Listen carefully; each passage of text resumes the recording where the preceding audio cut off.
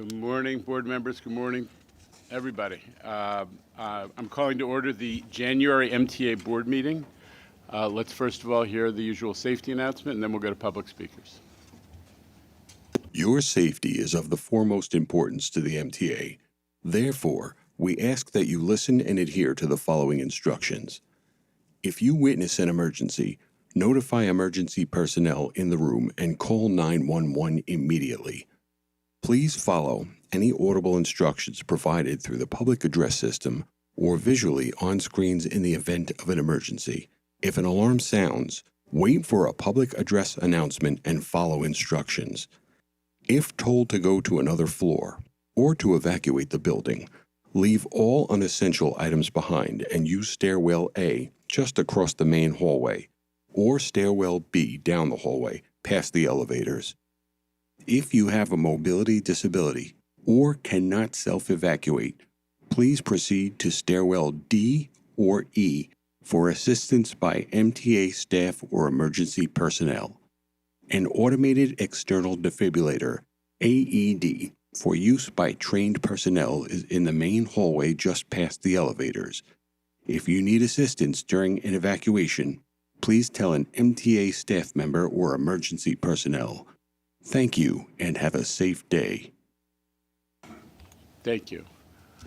Lucille, our proctor, would you lead us through public speakers? Good morning, Chair and Board. We have 17 members of the public registered to speak today. We ask that all public speakers adhere to the MTA's rules of conduct and decorum. And as a reminder to public speakers, in the interest of time and fairness to all, we limit everyone to 2 minutes. Please be aware that there will be a warning beep to remind you that you have 30 seconds to conclude your remarks. The first speaker today will be John Padula, followed by Christopher Greif.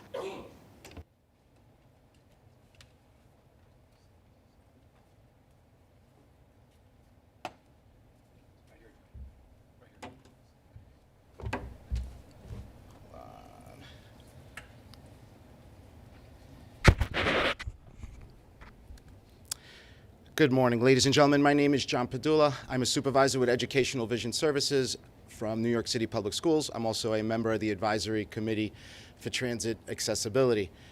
Jano, felt really good after Monday's Transit Committee meeting. 2 fantastic presentations. Chris P. presented on paratransit. I think we're actually going to make it out of the Stone Age this year and join the modern day with some up-to-date operations. For Accessoride. Q gave an excellent presentation talking about long-term, broader accessibility issues and needs. Both of these guys gave me a little hope on what's usually a manic Monday. As a New Yorker trying to live my best blind life in 2024, my concerns, my anxieties are specific. They're blindness specific, right? Blindness is a non-visual approach to a visual world. I don't have access to visual information. Somebody with a mobility disability that uses a wheelchair, their issues are different. My issues are visual, their issues are more vertical, if you will. At the end of the day, the trepidation we all feel when trying to access a subway is real. And that we do have in common. So I just want to support my colleagues that really need reliable elevator access. And I know you can't talk about an active lawsuit. I understand that. But we do need to work together. There's a time to fight and there's a time to collaborate. And I think at this point, we've done a lot of good work together. And I think we can have these conversations to assuage people's anxieties and to let people not feel as vulnerable. I think we can do this. I think we can work together. We can have these conversations. A kingdom divided amongst itself cannot stand. My name is John Padula. Thank you very much. Our next speaker is Christopher Greif, followed by Jean Ryan. Good morning, everyone. I'm Christopher D. Greif. As an advocate for people with disabilities for over 30 years, one thing I'm going to say thank you to the MTA, because there are some things we are getting things done. It may take years or a century, but we still have to work on a lot of things. For starters, I hope that everyone on the YouTube channel is hearing this very clearly. The congestion price is not just a full fare, but there are also deals about accessibility, reduced fare, and some areas for options of more information that's on that book. We in the areas and the community, we need to make sure that everyone gets that information out there. Share the information and put your comments in. Today, now, in the 2024. We also hope to see in the near future, in the 2024, part of the new year, is a customer who is a senior or a person with a disability who wants to go into the city during this time in the morning has to pay a full fare price on Metro North and Long Island Railroad, which is not acceptable. We pay the reduced fare going home. Why can we not pay it going into the city, reduced fare? There is a lack of communications because there is a lot of issues, but we need to fix that now, in the present.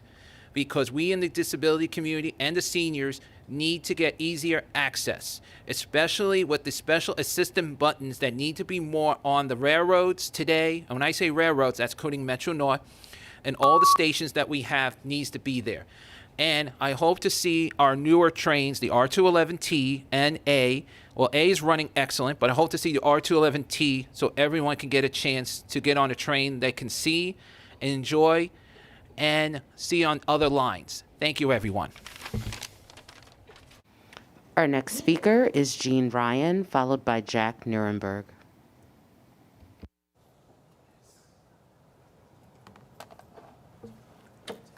Good morning. I'm Jean Ryan. Good morning. Can you hear me? Yes. Okay. I'm Jean Ryan, president of Disabled in Action of Metropolitan New York. The gap between subway cars and the platform has always been a problem for people with disabilities.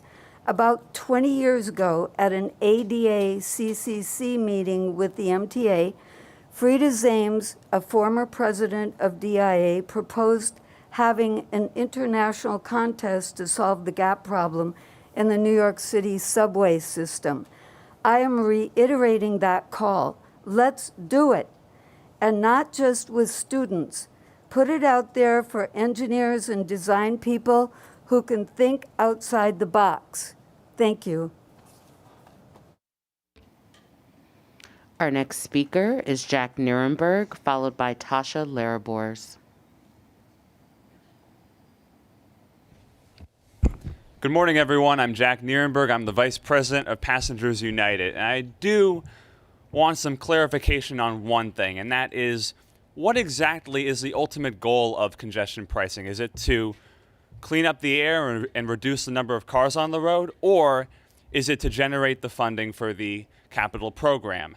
And while many see these two goals as kind of working together, if you look at the logic, if you really want to reduce the number of cars on the road, and if that's the ultimate goal, what does fewer cars mean? Fewer cars actually paying the toll. So if that was the actual goal, and given that we're not really seeing, and it's been admitted here that we're not seeing any real increases in subway and bus service, same thing with the commuter rail, to accommodate the increase in ridership, the MTA seems to be relying on that fact that people will still drive into the city, therefore kind of defeating the goal of cleaner air. So I think that's something that I think the MTA, when it's coming to actually putting out advertising and actually being transparent to the public about the plan, I would just really make sure to get that right, because ultimately that could be a bit misleading.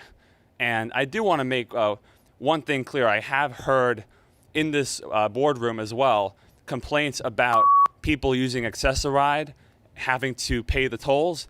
No Access-a-Ride passenger should be paying the tolls for congestion pricing.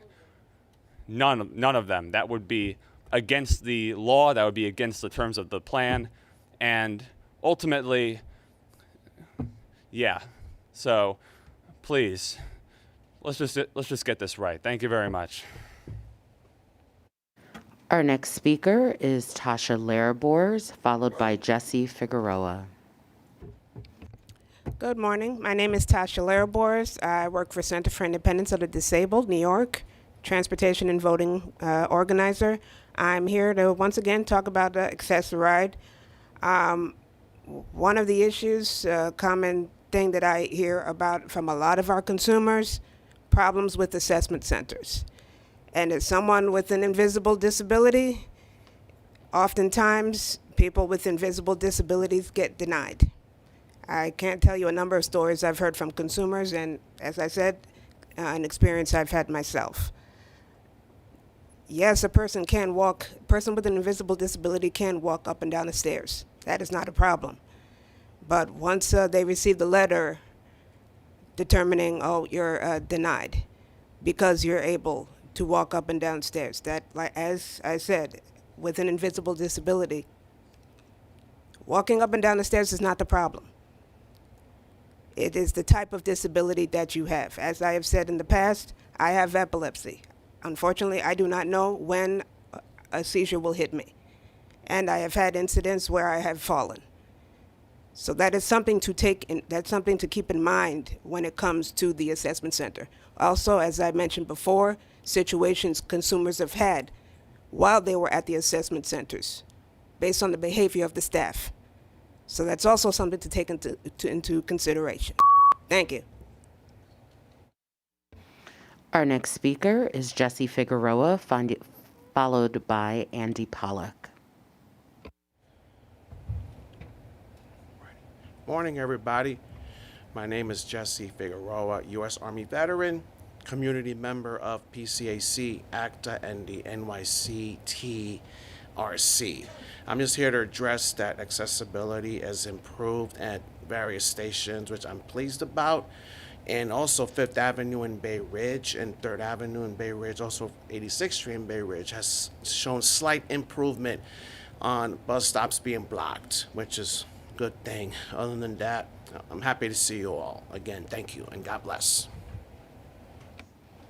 Our next speaker is Andy Pollock, followed by Charlton D'Souza. Good morning. Andy Pollock for the record. Passengers United, spelled P-O, 2 L's, A-C-K. So, two things we're going to discuss this month. Number one, safety. And I'm going to give my quick safety report for this month. So far this month, we've had 2 subway derailments. We've had a homicide in transit where a man was shot just because he was breaking up a fight. We've had a teen killed by a subway surfing incident, which thankfully those went down last year. And sadly, we've had numerous people getting struck by trains this month alone. This month might actually set a record for the MTA, believe it or not.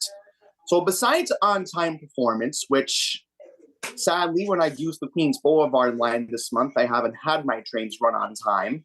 Safety needs to be a priority for this transit authority, because if we don't feel safe riding the subways, then how are you going to bring people to ride the subways once congestion pricing is even implemented?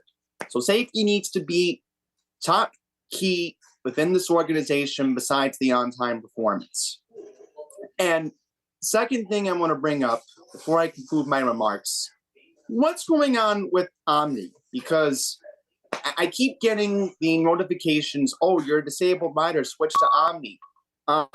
Problem is, I can't use Omni right now because Nassau Intercounty Express Bus has not implemented it. I ride the N20, the N22, the N24, and the N25 buses, and I cannot use Omni. I still have to use my Metro card.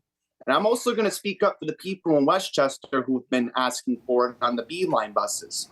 So we just want to know when the Omni readers are going to be put on Nice Bus and B-Line. That's all we're asking. So again, my name is Andy Pollock. I'm Passengers United. Thank you very much. Our next speaker is Charlton D'Souza, followed by Patrick Condren. Morning, everyone. Charlton D'Souza, President of Passengers United. Unfortunately, 2024 is getting off to a very, very bad start.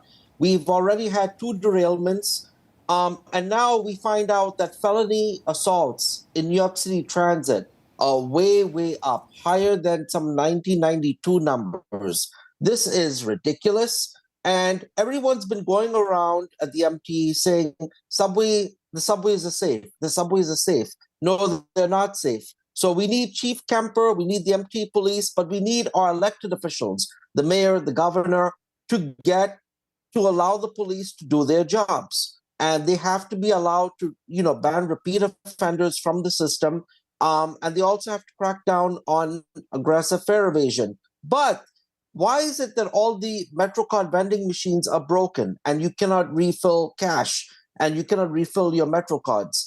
And even the Omni machines now are breaking down. So that's something that New York City Transit needs to make sure that all the machines are working. Now, in terms of the derailment, so there was a comment made at the committee meeting that the radio's in on a different channel that the train crew was holding. I think it's ridiculous to put something bad like that out there. We cannot blame the train crew. Obviously, there are glitches in New York City Transit where the radios don't work in certain areas. So why don't we focus on that instead of trying to blame the train crews and put it on them? It's not right. That poor motorman who was in the front has been through so much. And for that to have been said at that committee meeting was not appropriate. And again, with the Queens bus redesign, there's still no advertising, no posters. Nobody knows about it. Again, New York City Transit, what are you guys doing? So this is Passengers United. Thank you. See you next month. Our next speaker is Patrick Condren, followed by Michael Ring. Good morning.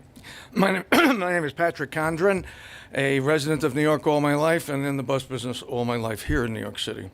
I represent and work with Bus for NYC Coalition, which is a group of private bus operators, including Hampton Jitney, Academy Bus, a number of others that work with the MTA for many, many years. Previously, with submissions to you, the MTA, and to the public, we applaud the congestion pricing programs and support congestion mitigation and recognize that the private bus operators have been identified as exemption when in commuter service. And looking at that particular item, we suggest that there be a clarification. It seems to be evident this past week on January 26th on the publication that the exemption would be for private buses in private, in commuter and transit services, which there are a number of carriers here who are in the New York area, submit to the National Transit Database, generating money for the state of New York. They're part of the Public Transportation Safety Board plan. They're required in public transport to do this. They're private carriers. They are the support services when systems go down, whether it be in New Jersey or New York. We are the backup systems. And not every one of those companies has a contract to operate that route. So we ask for clarification on the contracted services reference, even though those same companies have had contracts for over 50 years in various places in New York City, in Suffolk County, in Nassau County, in New Jersey, and the region that we have. Additionally, United States DOT identifies these companies as commuter carriers. The exemption might also be considered for tour travel and charter buses because a bus is the most efficient vehicle, whether privately owned or owned by a public and operated agency. Our national associations, ABA and UMA, have also made this statement to you. I want to thank you and we look forward to continue working with you as the private bus industry here in New York City. Our next speaker is Michael Ring, followed by Lisa Daglian. Hi, I'm Michael Ring. A short visual description. I would say that I'm a 60-year-old white guy wearing a hoodie that says Disabled in Action, the organization that I'm representing today. I'd like to talk about two separate things. On Monday, you guys were talking about the safety fences, the pilot program that's happening up at 191st Street. I decided to take a ride and check them out. I can't speak to the safety efficacy of them. It didn't make much sense to me as a safety thing, but I just want to make sure that you're asking the disabled folk for feedback on what these are about, because to me they seemed like a trip hazard. There were parts of the bolts that were sticking up out of the ground next to every little fence, and getting off a train, if you're looking at the fence, you might not be looking at the ground, you might trip over them. Another thing I wanted to talk about, you're trying to keep the bus lanes clear, and you're working with the DOT and the NYPD. Right in front of this building, there's an accessorized bus stop. On Monday, while my friends and I were having a little protest in front of the building, I observed one of my other friends coming out of an accessorized vehicle in the middle of Broadway, getting out of the car. The vehicle took a few minutes, maybe 5 or 10 minutes, to get the person out. Traffic was backed up probably all the way to City Hall, because in the Accessoride bus stop, there was an Accessoride supervisor's vehicle sitting there empty. It was just occupying the spot. It was there an hour ago when I walked into the building.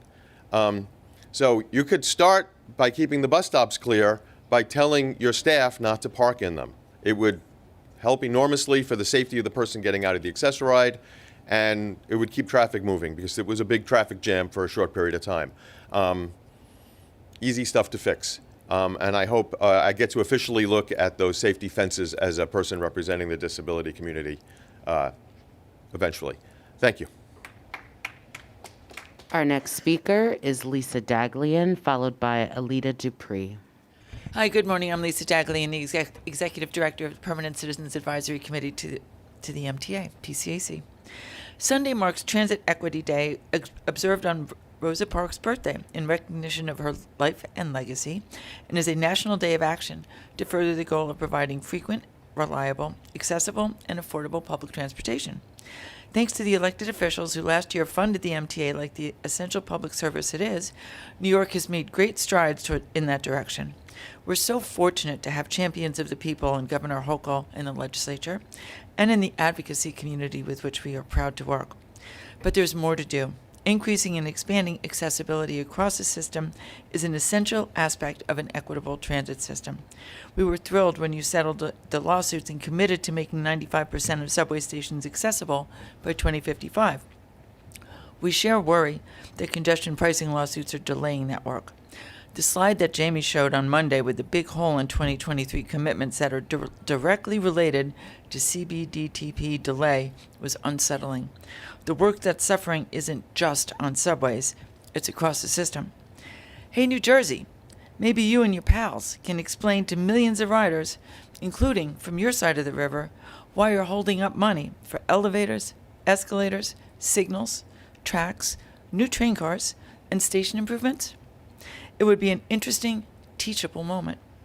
Even as we continue to pursue congestion pricing to ensure that riders from around the region can benefit from safe, reliable, and frequent transit service, so too are we seeking more equitable fares to allow more people to ride. Expanding the senior and disability Medicare discount to the morning peak on railroads would right a legacy wrong. A weekly city ticket with optional transfers to subways and buses, and encouraging the city to complement the governor's fare evasion forgiveness proposal by bringing fair fares to commuter rails would constitute concrete steps towards making transit affordable. Thank you for your comment. We also want to say, Will Schwartz, abandoning us, not fair. We'll miss you terribly. You've been a tremendous asset, and we'll miss you. Thank you. Our next speaker is Alita Dupree, followed by Cassie Rafucci. Thank you. Good morning, Chair Jano Lieber and members. Alita Dupree, for the record, she and her with Team Folds. Good to see you again. As I speak generally, I really enjoyed your commemorations of Grand Central Madison, and I watched videos of it, and I have some Grand Central Madison here for you. And it kind of looks like BART in San Francisco. And I often refer to BART as being the people's system, and I used BART yesterday to go to the airport. So thank you for that. Grand Central Madison is very meaningful to me and very welcoming to me. I've been thinking about fare policy. I think we should have a consistent 2-hour fare policy where when you use the subway in succession, the 2-hour window counts. And I've also thought for a while that we should have a consistent senior and disability 24 hours on commuter rail. I have reduced fare with Omni.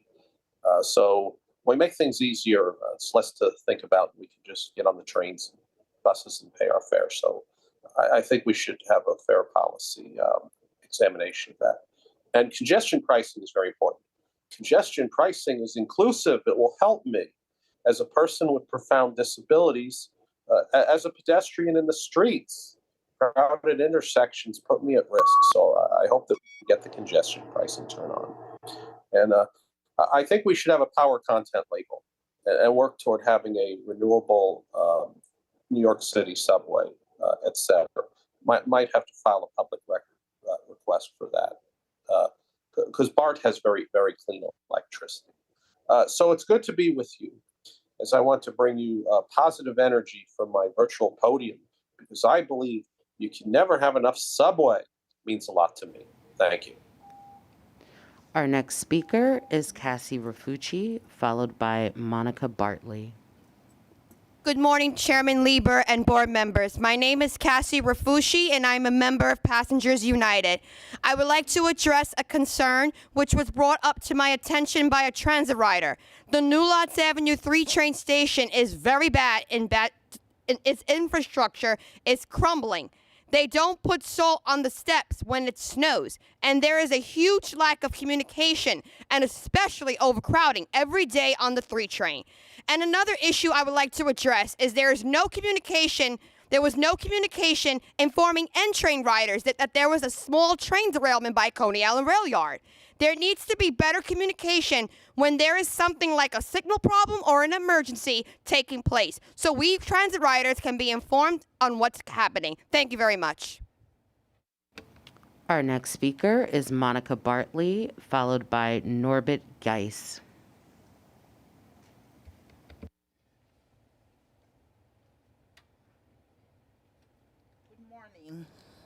My name is Monica Bartley, and I'm a member of Disabled in Action. Today, 27 elevators are out. That may seem like a very small number, but it is in the large scheme of things. But think of someone using a wheelchair, like myself, a mother with a baby stroller, a senior with knee or hip replacement, who needs to use one of these elevators. My commute would be completely messed up if I encountered a broken elevator on my trip. It would take me much longer to get to my destination. We want reliable elevators that are fully maintained. We call on Governor Hochul and the MTA to settle the case. We want working elevators now. Thank you very much. Our next speaker is Norbert Geis, followed by Sally Wolf. Good morning. My name is Norbert Geis, and I am with Civics United for Railroad Environmental Solutions. We've had 2 main goals since our founding in 2009. Number 1, eliminate pollution and noise from the 70s freight locomotives that operate in our neighborhoods. And number 2, contain the waste spillage and blow off from the rail cars that carry waste. I am pleased to report that in 2023, we achieved our second goal. New York State Assembly member Jennifer Raj Kamoor and Senator Joseph Adabo got legislation passed and signed by Governor Hochul to cover all rail cars that carry waste. The legislation went into effect on January 1st, 2024. Let's see how long it takes to get those covers on. So what about the other goals? Eliminating locomotive emissions. Achieving this goal will measurably advance the New York State's Climate Leadership and Community Protection Act mandate. Why? Because each of those locomotives that the Long Island Railroad uses and its operator pollute like 30,000 additional cars a year. Eliminating locomotive emissions within the MTA right-of-way also will comply with Governor Hochul's Executive Order 22, leading by example. We heard back in November from Hector Garcia that the procurement of the work locomotives was delayed and still in the RFP process. Why? This procurement started more than 6 years ago. The New York State Constitution says our families have a right to clean air. The Port Authority has been operating repowered Tier 4 clean locomotives for 8 years now. Why is the board and the unions tolerating this foot dragging by the Long Island Railroad when workers and families could be breathing 95% less pollution from these locomotives? Thank you. Our next speaker is Sally Wolf, followed by Imani Ramwawi Daster. Hi, everyone. Happy New Year. Back in September 22, I didn't expect to keep coming when I first met all of you. but I felt really compelled to join you today and actually canceled a doctor's appointment this morning because this felt more important. Given how many unmasked people are coughing extensively that I've personally encountered on recent commuter rails and subways, as you can imagine, as an immunocompromised New Yorker on cancer medicine, this is incredibly and unnecessarily stressful, and I'm one of millions. We as a society have a responsibility to protect our most vulnerable and to ensure their safety. There is no reason we cannot do more, and more is more than nothing. So for example, a masked car or two on each train of the commuter rails, just even the area where the wheelchairs go, and on the subways, if not a masked car, at least including masking and decent behavior on campaigns like the current courtesy counts to remind people that others need space and compassion. This isn't just about COVID, it's about all the airborne viruses that are rampant now too. And it's about the fact that we shouldn't, as anyone who has a health issue, be required to make a decision about whether or not we can ride safely or whether or not we need to walk miles to appointments or whatever else. So given where we are as a society, people need reminders, and the MTA has a responsibility to help all of us be safer, because we as individuals can only do so much. I can choose the cars that I sit in, right? But I can't choose or protect myself when someone else sits behind me. We've learned so much in 4 years. Just help us, just a little. Try it, pilot. I'm sure it will be successful. Thank you for listening. Our next speaker is Imani Remwawi Doster, followed by Joe Rappaport.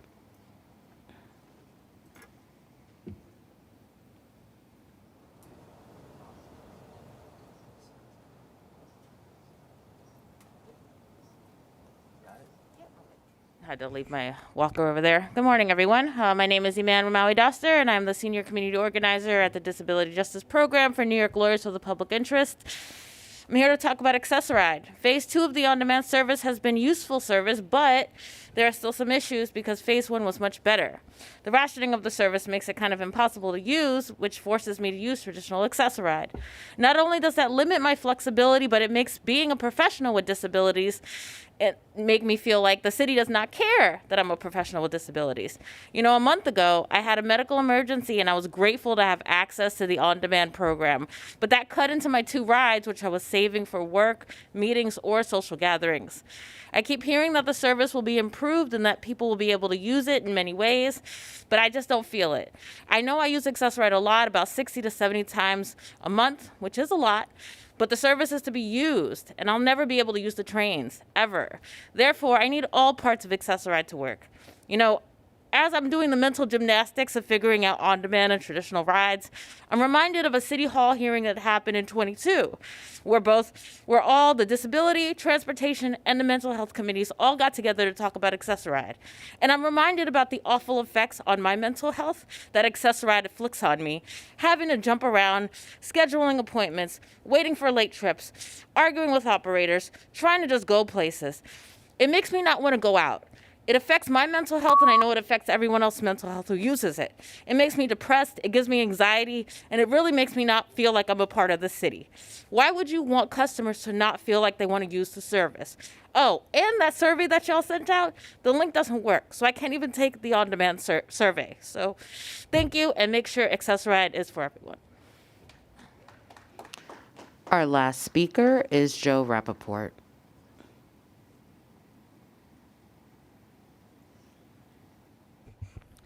Thank you. Good morning. I'm Joe Rappaport of the Brooklyn Center for Independence of the Disabled.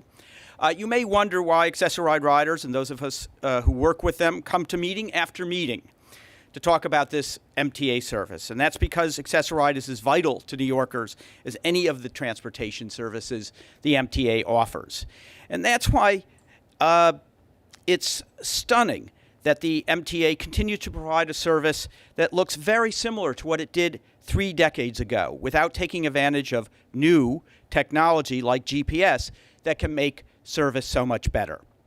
For almost all Access-a-Ride riders, you must make a reservation a day or 2 in advance. Your ride may not arrive on time, or it might arrive too early or not at all. You may get to your destination late or an hour early, and there's little riders can do about it. 2017, the MTA actually did do something about it. It provided on-demand service in a pilot test. You've heard people at these meetings praise how life-changing on-demand had been for them. If they needed to go to a meeting at the last moment or meet friends on a whim, on-demand let them. For the first time, Access-a-Ride riders had the kind of flexibility in their lives that the rest of us take for granted. Sadly, Phase 2 of the on-demand program has largely failed in giving people as much flexibility as they had in Phase 1, and enrollment is far below expectations. You can do better. We urge you to figure out how. One last thing for the NYPD. In front of my building in Brooklyn, 25 Elm Place, that's 25 Elm Place, police cars routinely park in the Access-a-Ride space. A police cruiser with the license plate 3344 from the 20 precinct was parked there all day yesterday and Monday. I urge you to get it removed and instruct your officers to stop parking in Access-a-Ride spaces. Thank you. Chair Lieber, that concludes public comment. Thank you. Thank you, Lucille, and thank you to the members of the public who joined us today. Paige Graves, do we have a quorum? Yes, we do. Thank you. Okay. Before I do an update, I want to, we need to convene an executive session to allow the board to discuss matters related to litigation. So we're going to break quickly and go in the other room, and then we'll return for the regular business.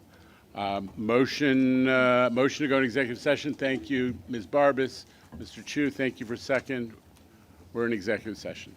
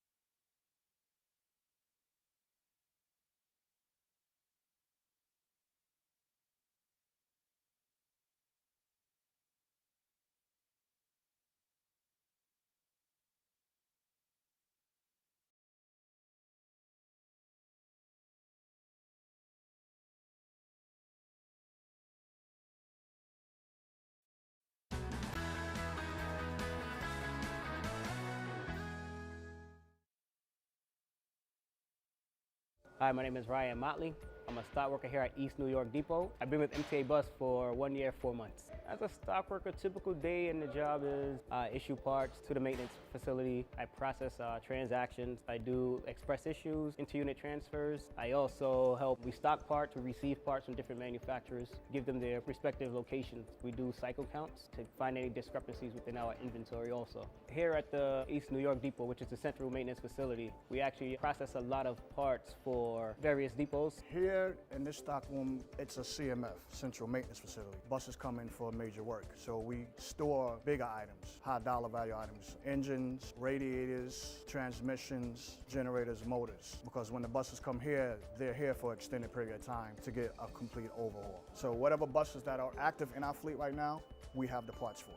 We also store cleaning products for our cleaners that are located in the depot to help them get their job done. We help the maintainers get the correct parts needed for the buses to make service. You know, we have our regular chores of making sure that the stock room is clean, no tripping hazards on the floor. That's one of our daily chores as stock workers to ensure the safety of the operation in the stock room itself. In order to be a good stock worker, one of the best qualities you need to have, the top ones are good retention, safety, responsibility. You know, you want to have that kind of characteristic in you to try to do your best in everything you do and deliver the best. You know, it makes me smile. It makes me feel good knowing that I work for a company where it has a lot to offer. We all play a different role in what we do to keep the buses rolling out. Without these parts, these buses will be out of service and the customers would be upset. MTA basically moves New York, and that feels great to know that I work for a company like that. I actually love what I do. This is my 18th year on the railroad. I love instructing, which is what I'm doing now. I'm instructing student engineers. I love operating as well, so when I can, I still do operate trains, and it's just a great job to have.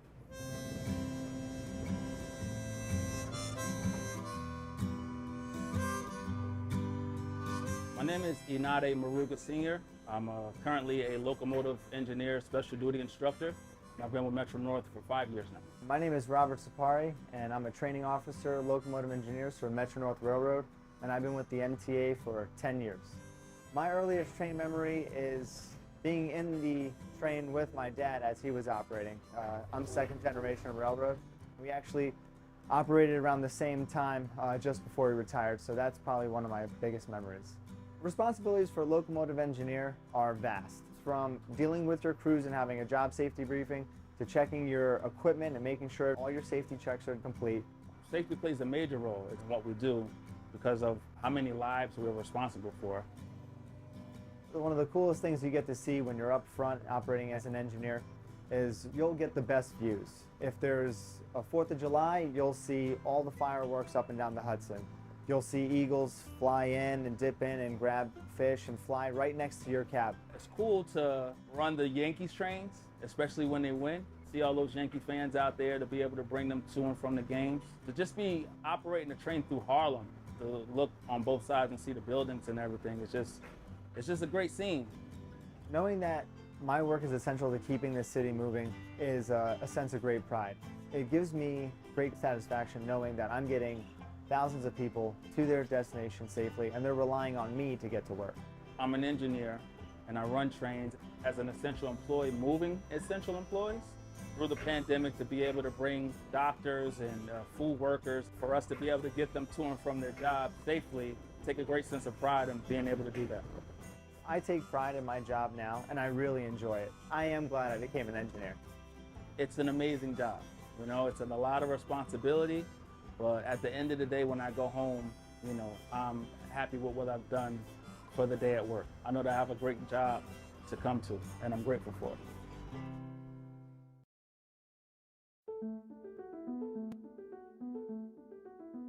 My name is Winnie Espada. I'm a car appearance maintainer, and I've been doing this job for 10 years. I work out of Shea Yard. I was interested in helping the community, the public, so when our passengers get on the train, they'll see that I cleaned it. I'll feel good that I did the job, that they're comfortable and they don't have to worry about the mess because we took care of it. Well, I always had a background in cleaning with janitorial work and also car detailing. So I came to the railroad and used my skills that I learned from there to help clean the trains. I like working on the train, working with the equipment. I always enjoy cleaning, so that's really it. A typical day is thorough cleaning here in the EIC dock, where we take the seats apart, make sure the sides of the seats are clean from garbage. Any newspaper, cans that are left behind, we clean that up. Clean the windows, we take care of the doors. We make sure that the engineer's cab is clean and ready for him to go for the day. So we take pride in making sure we sanitize everything from the bathrooms itself and everything the customer put their hands on. So, you know, it's very important to make sure we take care of our customers here. We sanitize everything. My work is important because we have to make sure the trains are clean, especially in the times of the pandemic. We have to make sure the trains are disinfected and ready for all riders to be comfortable getting onto the train. There's a lot of anxiety going on right now with passengers and customers getting onto dirty trains. So our job is to keep everybody safe and keep everybody's head in the right place.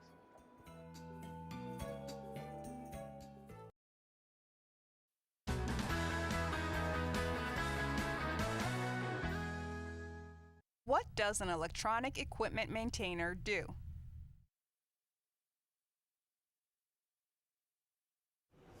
Paul Julian, electronic equipment maintainer. I've been in transit for 5 years. I work in the department of RSS, Radio and Security Systems. Our responsibility is to ensure that the radio system is functioning very efficiently, for that provides communication to the trains It also provides crucial and important communication for the police in the system, the EMS in the system, and the fire department in the transit system. Also, the surveillance system must be maintained. Therefore, we can have proper security and proper recording of activities in the subway system. The intrusion alarm system must also be maintained. These security systems are responsible for preventing and, if it happens, to alert any breach, whether it's the breach of a door that has sensitive equipment beyond it, or whether someone enters the tunnel beyond the platform without permission. A key motivator in what we do is to know how important communication, surveillance, and security is to New York City Transit and New York City as a whole. That gives you a sense of duty and pride in doing what we do.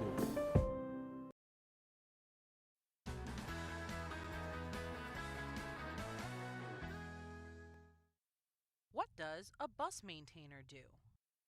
My name is Perry Eval. I've been with the transit system for 8 years. I work at Casey Stengel Depot in Flushing, and I'm working as a BMB, which is a bus maintainer. My responsibilities are basically maintaining the buses, changing filters, oil, electrical, undercarriage, hydraulic system, cooling system. My main pick is brake system. We're specialized in brakes. I think our job is the most critical because if the bus don't stop, people will get hurt. When an individual comes to New York City Transit as a maintainer, there's different training that they receive. So they'll get training on the bus from the front to the rear, electrical, diagnostics, body work, depending on what their title is. You have to be a person that cares about your job. You have to be accurate in what you do, especially in my field, where I said, the brakes are very important. It's a safety issue. You check and you recheck, make sure that everything is done correct, and you make sure that your job is done very well. And I'm kind of a perfectionist too, so that helps. I see our buses on the streets, picking up passengers, taking them where they need to go. Makes me feel proud knowing that they're in a safe bus. Since I was young, I love mechanics. I never knew that this would have been my job. It's a great thing to work for the greatest city in the world and servicing millions of New Yorkers and people all over the world. It's a great privilege, and I think it's a great honor to work in this city and the biggest bus company in the world.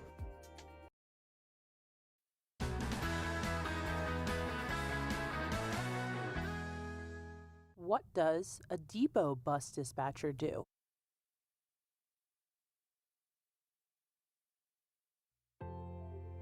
My name is Veronica Torres. I'm a surface line dispatcher. I've been with Transit for 15 years, but I've been a dispatcher for about 6 months. Being a dispatcher is a big opportunity to broaden my experiences. I like working with people, so that also gives me an opportunity to interact with the bus operators and other people as well. From the time that the bus operators come to report, we have to make sure that they're in full uniform, that they're fit for duty. Then we also have to give them the buses to go out into service, make sure that the service is done on time, that the buses are safe and fully functional. Dispatchers that are outside on post are watching the buses, make sure that they run on time, making sure that the customers are okay, answering questions on the road, making sure safety and compliance is at 100. We have the yard dispatchers, we have the crew dispatchers, and we have the general dispatchers. And these are all various functions. In addition to all these three functions, we also have the road dispatchers who goes out on the road to take care of the day-to-day activities on the road. Patience and empathy make for a great dispatcher. Because I've been a bus operator for so long, I understand what it is that they do and what it entails, and I'm very empathetic to what their needs are. What we do is so important as a whole. Without the dispatchers' cohesiveness and working together, the bus operators also in unison with us, because we can't do our job without the bus operators also doing their job. So with everyone working together, it just makes for a smooth process.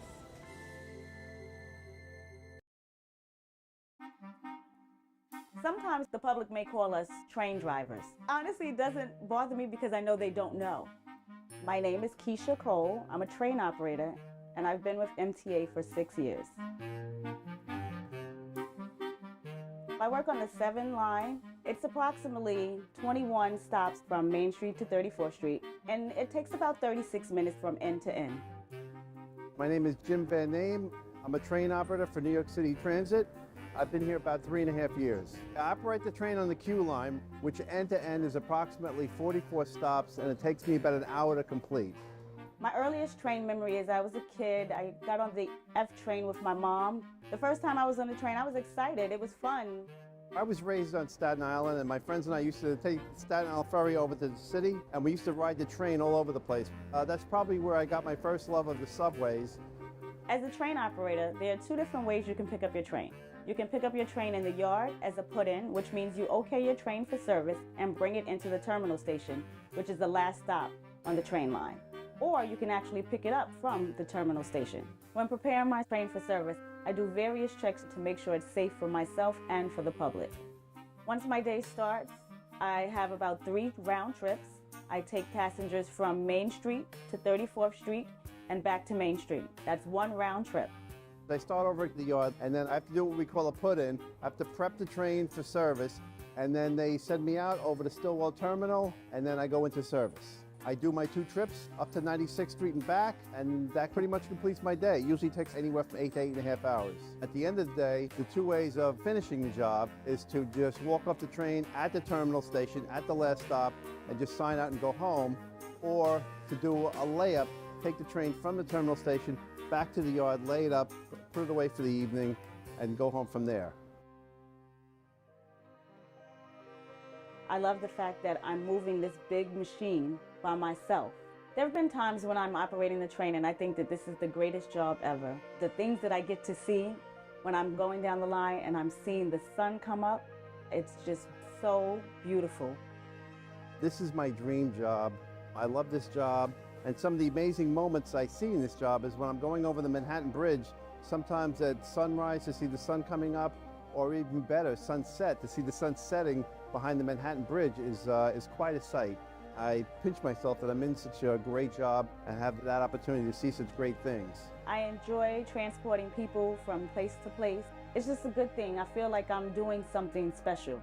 I love trains. I love operating the trains. I love being a part of New York City Transit and knowing that I'm helping people.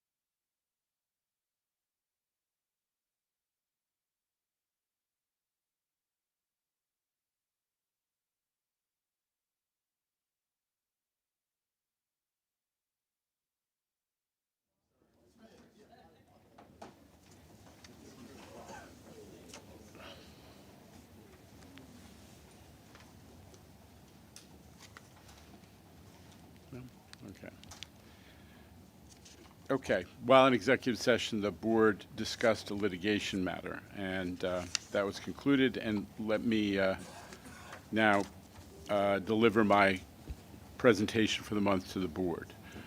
First of all,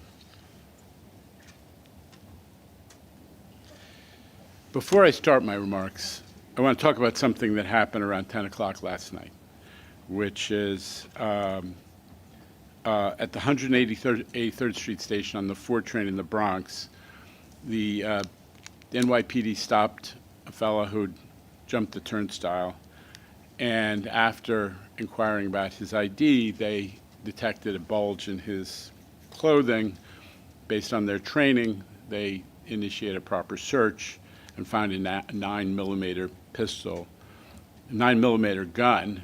It's actually automatic with an extended magazine, 27 live rounds, 27. I was in touch with Chief Kemper of the Transit Bureau this morning, and I wanted to thank him and his team for what they do to keep our riders safe in general, but especially to deal with trying to keep people out of the system who are carrying weapons of this kind. This continues to be something that's being litigated by gun rights fanatics who think that you should be able to wander around New York and our subway system. And I appreciate the state of New York continuing to fight back on that issue, and I just want to share with the board, last year we had 50 guns like this that were taken in appropriate fare evasion enforcement settings. So in addition to everything else, I just want to underscore how important that continues to be to the safety of our system and our riders. So thank you again to our public speakers who always show up to remind us of important issues on their minds and on the broader public's minds.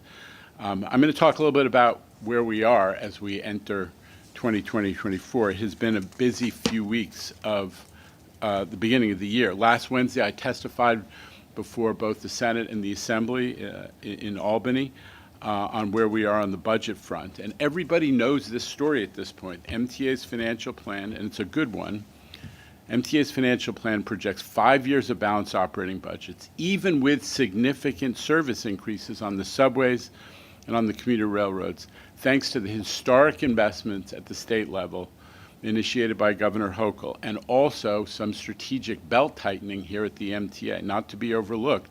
As part of that budget deal, the MTA was required to achieve $400 million in cost-saving efficiency starting this year. Well, we exceeded that goal and are now on track to save $500 million by 2025, all without layoffs or service increases.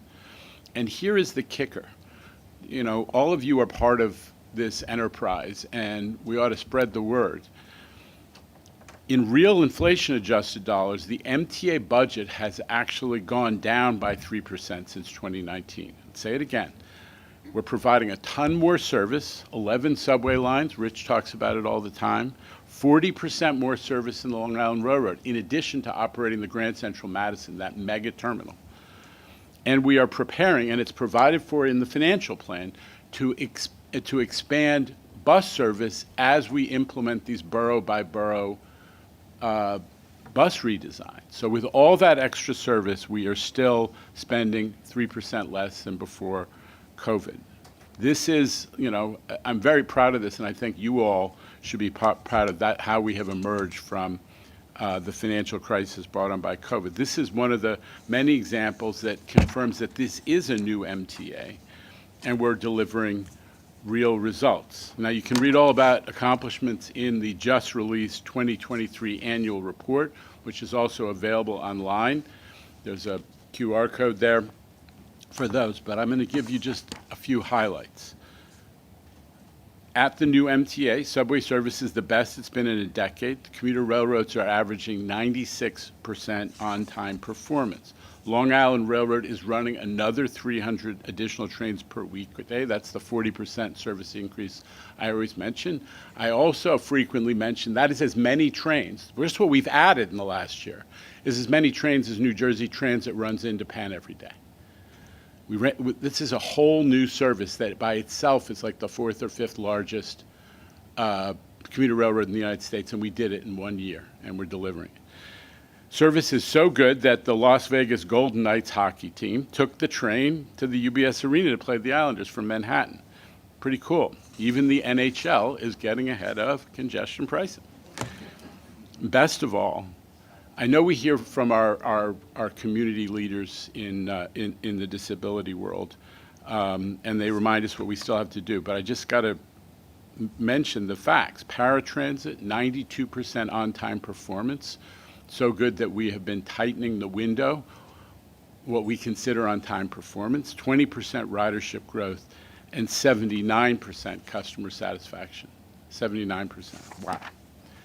Wow. And we're doing it all, this expansion and improvement, while keeping down cost. Obviously, last year, thanks to the governor and the legislature, the fare increases were limited to 4%. But we've also slashed the cost of railroad trips within New York City on City Ticket And we've kept monthly passes on the commuter rails below pre-COVID levels. I know this is important to our Long Island Railroad and Metro North commuters, folks who have really started to come back as the city has revived. On the subways and buses, we're making free rides automatic with Tap and Go Omni, expanding to serve more New Yorkers while continuing to sign up more low-income customers for the half-price Fair Fares program. Thank you, David Jones, for continuing to be our conscience on that issue. One factor driving MTA's success has been a commitment to innovation. Let's celebrate innovation, trying new stuff. Customer service. Working with the union, the TWU, we brought station agents out of the booth for the first time. We also opened new customer service centers citywide. I think we're up to 14, Rich. No more being forced to trek to Stone Street for routine transactions like trading in an expired MetroCard, which was ridiculous. And thanks to the work of Shanifa Riaria, now our permanent Chief Customer Officer, and her team, riders have a ton more information available at their fingertips. As of July, customers can sign up for real-time personalized service alerts about their specific lines and bus routes. And there's also the Weekender newsletter. I don't know how many folks are on the board are getting it, but that is what gives a ton of information so you know where the outages are and how services impact. You don't have to rely just on the posters that historically have been placed in the stations. A huge improvement. And last summer, we began testing a new version of the MTA's all-in-one mobile app. And My MTA app. So we're improving that as well so that it's up to the standard, the great standard hit by the Train Time app as well. And everybody knows about the importance of weekend outages to the capital program, but until Rich Davies showed up at Transit, there wasn't any history of using those same outages to perform operating budget funded maintenance work. That is the concept behind the amazingly successful Renuvation program, where we're doing these huge projects over a weekend to really dress up, clean, scrub down, repair surfaces, tiles, stairs, employee spaces, which are a big piece of it. We want our employees to have better spaces. Renuvations, 63 stations so far, and another 50 planned for 2024. Way to go, Transit. Brings us to platform safety, which has been another major topic of discussion for a long time, especially since the tragic death, the murder 2 years ago of Michelle Alyssa Go. In the aftermath of that tragedy, I impaneled a track trespassing task force at MTA. The report detailed how most of the time when people get on the tracks, God forbid, it's voluntary, but we included nevertheless a wide-ranging list of recommendations to keep people off the tracks and to make customers feel safer. Platform screen doors are one solution, and we're trying them out at several stations. We have a procurement underway, obviously subject to the funding dramas brought on by the congestion pricing litigation. But we know already that these high-tech systems, which were designed for modern facilities and are hard to retrofit on our system, that they would take a long time, and that for the vast majority of stations, they simply cannot be accommodated because of the structure of our old platforms. So we're pursuing some other practical, cost-effective strategies, including installation of those platform fences. I think we're trying to put on, those are over there on display by the speaker's podium for folks to take a look at. Simple. And I went last night, looked at, they've been installed at Clark Street in addition to 191st Street. We're going to be trying them out at West 8th and Coney Island. This is both to increase safety. It does not absolutely prevent people getting on the tracks because you have to keep space for the doors to open and people to get on and off the trains. But it does provide a regular customer with additional sense of safety, and they can position themselves in an area where they would not be subject to risk. The folks we see hanging onto the walls at our stations will appreciate this, I believe. Fare evasion is another difficult challenge that calls for some innovation.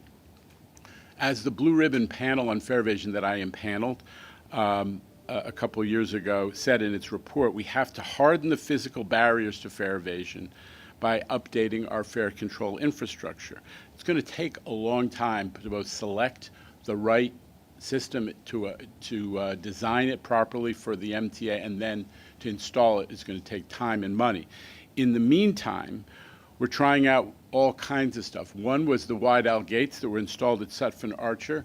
Those were primarily intended to deal with the fact that people coming off the air train are pulling bags. And what was happening is the gate was being opened constantly, and that was enabling a huge fare evasion. Now, those particular models have come in for some criticism, not unjustifiably. Changes are being made. But even with these new hacks that have broken out, to our sometimes embarrassment, but even so, revenue was up 20% just from not having the gate open as frequently, even before we sent the MTA cops over to keep an eye on it. So innovation works. We're going to keep experimenting with new types of fare gates, so in part so that we are smarter as we select and design something for the MTA system in a bigger way. To tackle fare evasion on the railroads, we started trying something new at Penn Station. Rob, well done.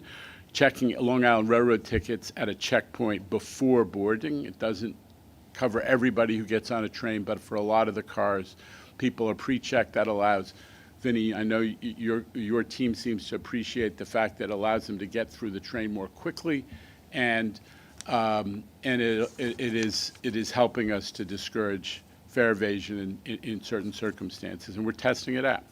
And on buses, don't forget, we've been redrawing the service map from scratch with our borough-by-borough bus redesigns, and we piloted the open stroller program to make riding a bus with small children a little easier. This was a passion project for some of our public speakers a year ago. Listen, the commitment to innovation and to efficiency is also reflected by our work on the capital side. Credit to C&D under Jamie. We are executing projects on budget and on schedule more than ever before. I'm not going to stop saying this. It's time to stop talking about the budget problems of East Side Access and other projects begun 3 to 4 governors ago, when George Pataki and Al D'Amato ruled the roost, and to start judging the MTA by what it's done in recent years, especially during COVID, but again, during the recent implementation of the capital program. The third track project, $100 million under budget. The complex L-Train project, finished 3 months early, $100 million under budget again, no shutdown required. Thanks in part to C&D's innovative project bundling and us getting better at managing all the elevator jobs. We've opened 25 ADA projects in the last 3 years, including 3 this month alone, with $250 million in savings versus cost estimates, heading in the right direction on that. And the Penn Station Concourse, a $700 million project. There is nowhere more complicated to work than Penn, not just because it's all old infrastructure. Most of the structure and even the mechanical systems are left over from before the garden was built. But you also have to get a permit from Amtrak every day, Need I say more? And yet on time, on budget. And just last week, we awarded the first contract for 2nd Avenue Subway Phase 2. Already C&D has squeezed $1.3 billion out of the cost, and we're still looking for more savings. Even Grand Central Madison, the poster child of screwed up projects that the world gave up on, got turned around, and the terminal's been open for a year. Customers are loving it. 17 million people since it opened, more riders than the entire Chicago commuter rail system. I mean, this is big stuff. So congestion, the next thing is that we're going to be implementing congestion pricing, obviously, and I've got somewhere a piece of paper with some more remarks about that as well, which seem to have disappeared. Do you have that? That'd be great. Don't go off. Always great. I don't want to go off the cuff on congestion pricing. Paige Graves says. Thank you. Thanks. I think that this is the reason I wanted to mention it in this connection is I think when you're talking about innovation, congestion pricing, where we're leading the United States, is maybe our greatest innovation yet. We've done what's necessary to prepare for it, significantly increasing subway service, Long Island Railroad service, adding accessible subway stations, improving paratransit. The tolling infrastructure has mostly been installed, and we're hoping and expecting we're going to be able to implement it sometime in the spring, barring additional interference from our neighbors in New Jersey and some other pro-traffic litigants. If there are delays to congestion pricing, it's going to push back the schedules of important ADA projects. I am passionate about the A-train signaling. The folks who come from Far Rock and through central Brooklyn, there's no reason that Phil Murphy, who's not on the ballot in Brownsville, should decide whether the folks get A-train service that is as fast and reliable and frequent as the L-train services. That's what's at stake in this. Is a $2 billion project that's on hold right now, and there are going to be other projects that are put on hold. Zero emissions buses, accessibility projects. We got 20 odd accessibility projects that are at risk because of this. So I think folks know where I'm coming from on this. New York needs better transit now. We need less traffic. Today, for example, we just got the mayor's management report. Police response time, fire truck response times, EMS response times, up again. Traffic. We need less traffic, safer streets, and cleaner air, and we don't need frivolous lawsuits. So let's get it going. With that, I'm going to ask, bring that to a close and ask for an approval of, no, Jamie, you're going to do the presentation on resiliency. The presentation we're going to hear today, I think, is super important. It goes to what probably the big novelty in the next capital program, which is, are we going to attack the issue of climate change and its impact on the system, which is coming at us very, very fast. So let me turn it over to Jamie and his team to update you on that right now. Thank you. Thanks, Chair. Good morning, everyone. So, as you know, as Jano said, this is an existential problem for the future of our transit system and our city. We created a climate planning division last year led by Eric Wilson, who's delivering the presentation today. I just want to introduce it. For context, last year on Earth Day, we made the MTA's commitment to achieve an 85% reduction in our greenhouse gas emissions by 2040. This is now the other side of this problem, the adaptation, recognizing that even though we're more than doing our part, we're still going to see, and we already are seeing, the impacts of climate change in our system, and we need to find ways to be prepared for them. So where are we? We started with the 20-year needs assessment that we released in October, which highlighted the existential threat of climate change to our system. Now we're in the plan development phase, moving from that needs assessment to the next 5-year capital program in the fall of this year. And Eric and his team have been continuing to do a deep dive to understand what our vulnerabilities are, not just to one climate hazard, but to all of them. That's a really important shift that we've made, and what we can do about them. That's a really critical input to the 5-year plan we're preparing for the fall. It's a daunting problem, but we're doing a few things, and we need to keep a few things in mind. First, we're moving wherever we can.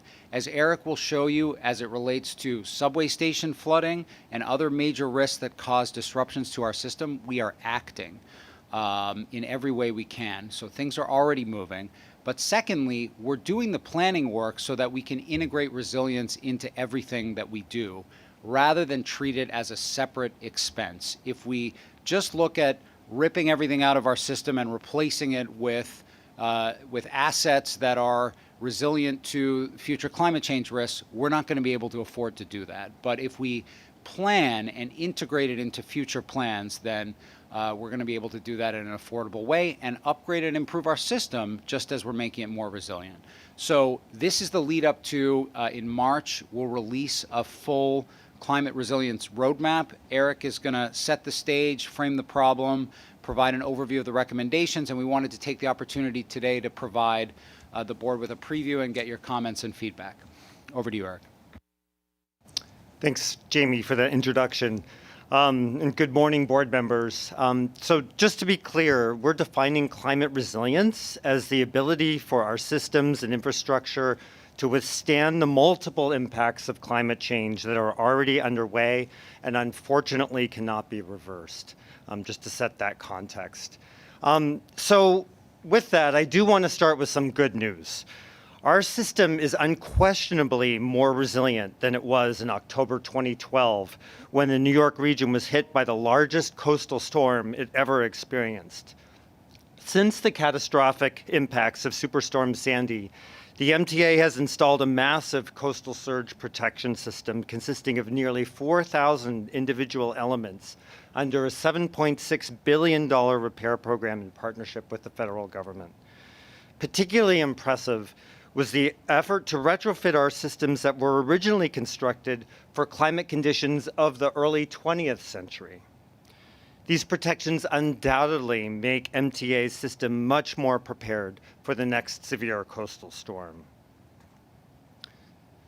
But the fact is that climate change is underway due to global warming caused by carbon emissions, and we're tracking the 4 main climate impacts that will occur in our region.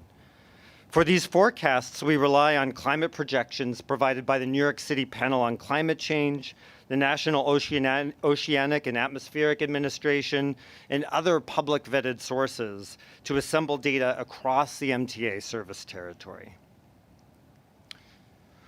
What these sources are telling us that within the New York City metro region between now and the 2050s, we can anticipate a 3-fold increase in the likelihood of potentially catastrophic coastal floods, sea level rise causing average monthly high tides up to 30 inches higher than today, twice the number of torrential rainfall days that we currently experience, and we generally define these as rainfall events with an intensity of more than 1 inch of rainfall per hour, and 3 times the number of high heat days above 90 degrees between now and the 2050s.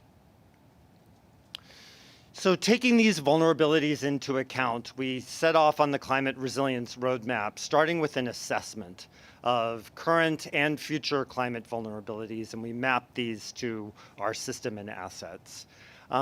We've also developed 10 climate resilience strategies and an implementation framework to advance these. And as Jamie said, these are going to involve multiple different strategies to advance these, or multiple different actions to advance these strategies. So I want to give you a little bit of background on our climate vulnerability assessment. It consists of 3 main components. I spoke a little bit about the climate hazard projections. These are sea level rise, coastal surge, torrential rainfall, and temperature extremes. These projections from current day all the way up to the 2080s. We combine these with detailed maps of our system and assets, and took a look at assets that do have a level of vulnerability to climate extremes. And we took into account the protections that we've already installed, those especially since Sandy in 2012, but also others for torrential rain from rainfalls back in 2007. And that's how we, in general, identified climate vulnerability and risk exposure that we used in the climate resilience roadmap. So the next series of slides are going to take you through some highlights of impacts of the climate vulnerability assessment. So I'll go through one by one in terms of assets and risks, starting off with underground subway infrastructure. 63% of our subway system is underground and is therefore vulnerable to torrential rainfall events at intensities greater than 1.75 inches per hour. And this is the threshold at which the New York City sewer system reaches its capacity. At this point, we risk volumes of water that start to collect in the street, overtop sidewalks, and run down into lower areas, including the subway system. When service impacts start to occur, as illustrated on the picture in the right, when the amount of rain entering the system is higher than the ability of our hydraulic infrastructure to be able to pump it out, or the city sewer is blocked and it cannot be pumped out, service impacts start to occur when water collects on track and starts to approach the third rail. We have to shut down the system at that point for safety concerns.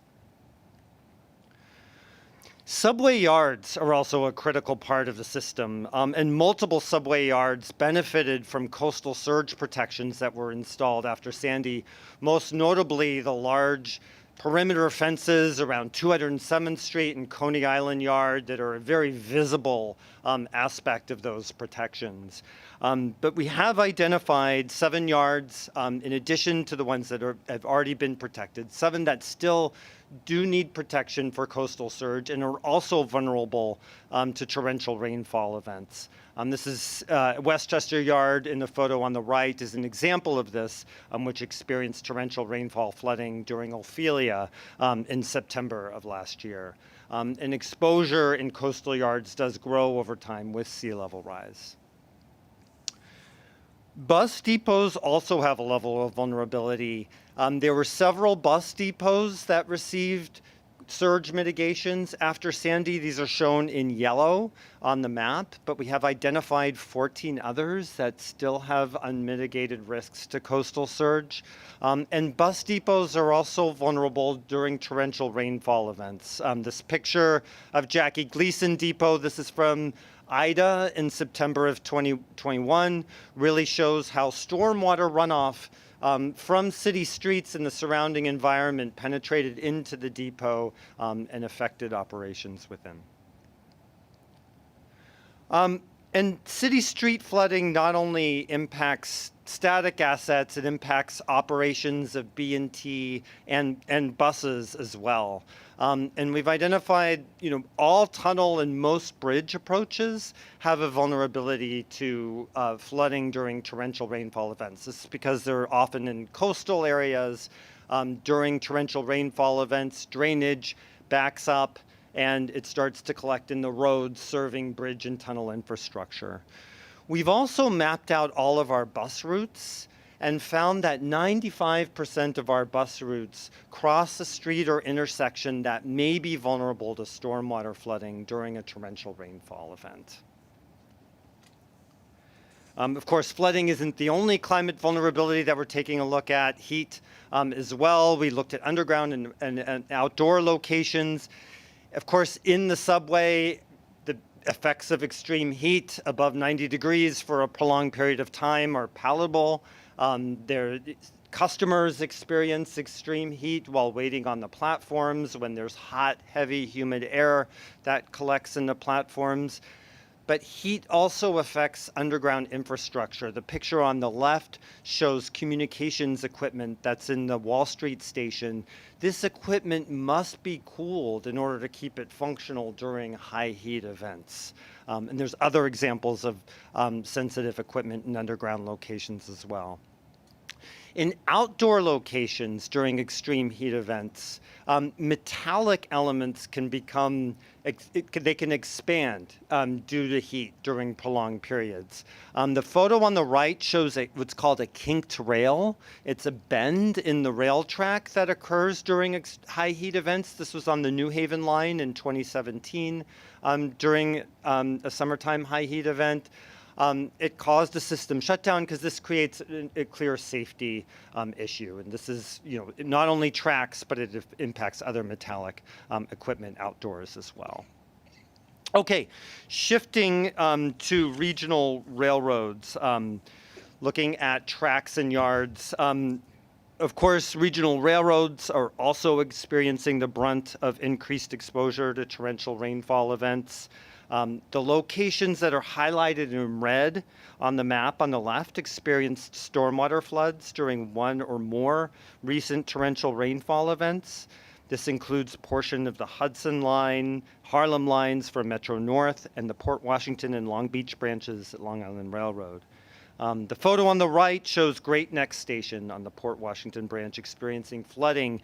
This is from an adjacent sidewalk curb cut where floods from the streets overtopped the sidewalk and started to flow into the station at Great Neck.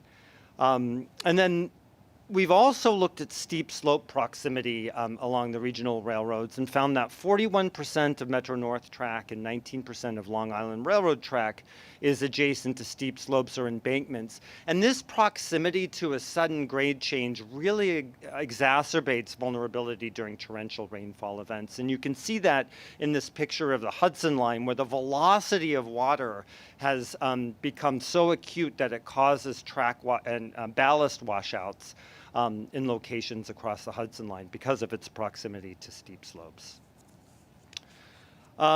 Over time, sea level rise presents a climate risk to railroad infrastructure along the coasts, including regional railroad and subway infrastructure. Sea level rise causes tidal flooding exposure, which is part of the cause of the flooding that's shown in these two photos from the Hudson Line and the Long Beach branch. The red lines, or the red dots on the map, illustrate locations that may be exposed to monthly tidal floods during sunny days caused by sea level rise in the 2080s.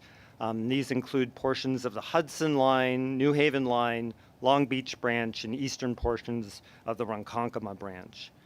In total, about 64 miles of regional railroad tracks may be exposed to tidal floods, monthly tidal floods by the 2050s, and this increases to 175 miles by the 2080s. Subway rights-of-way are also exposed, with about 5 miles of at-grade subway track exposed by the 2080s. And we did a couple of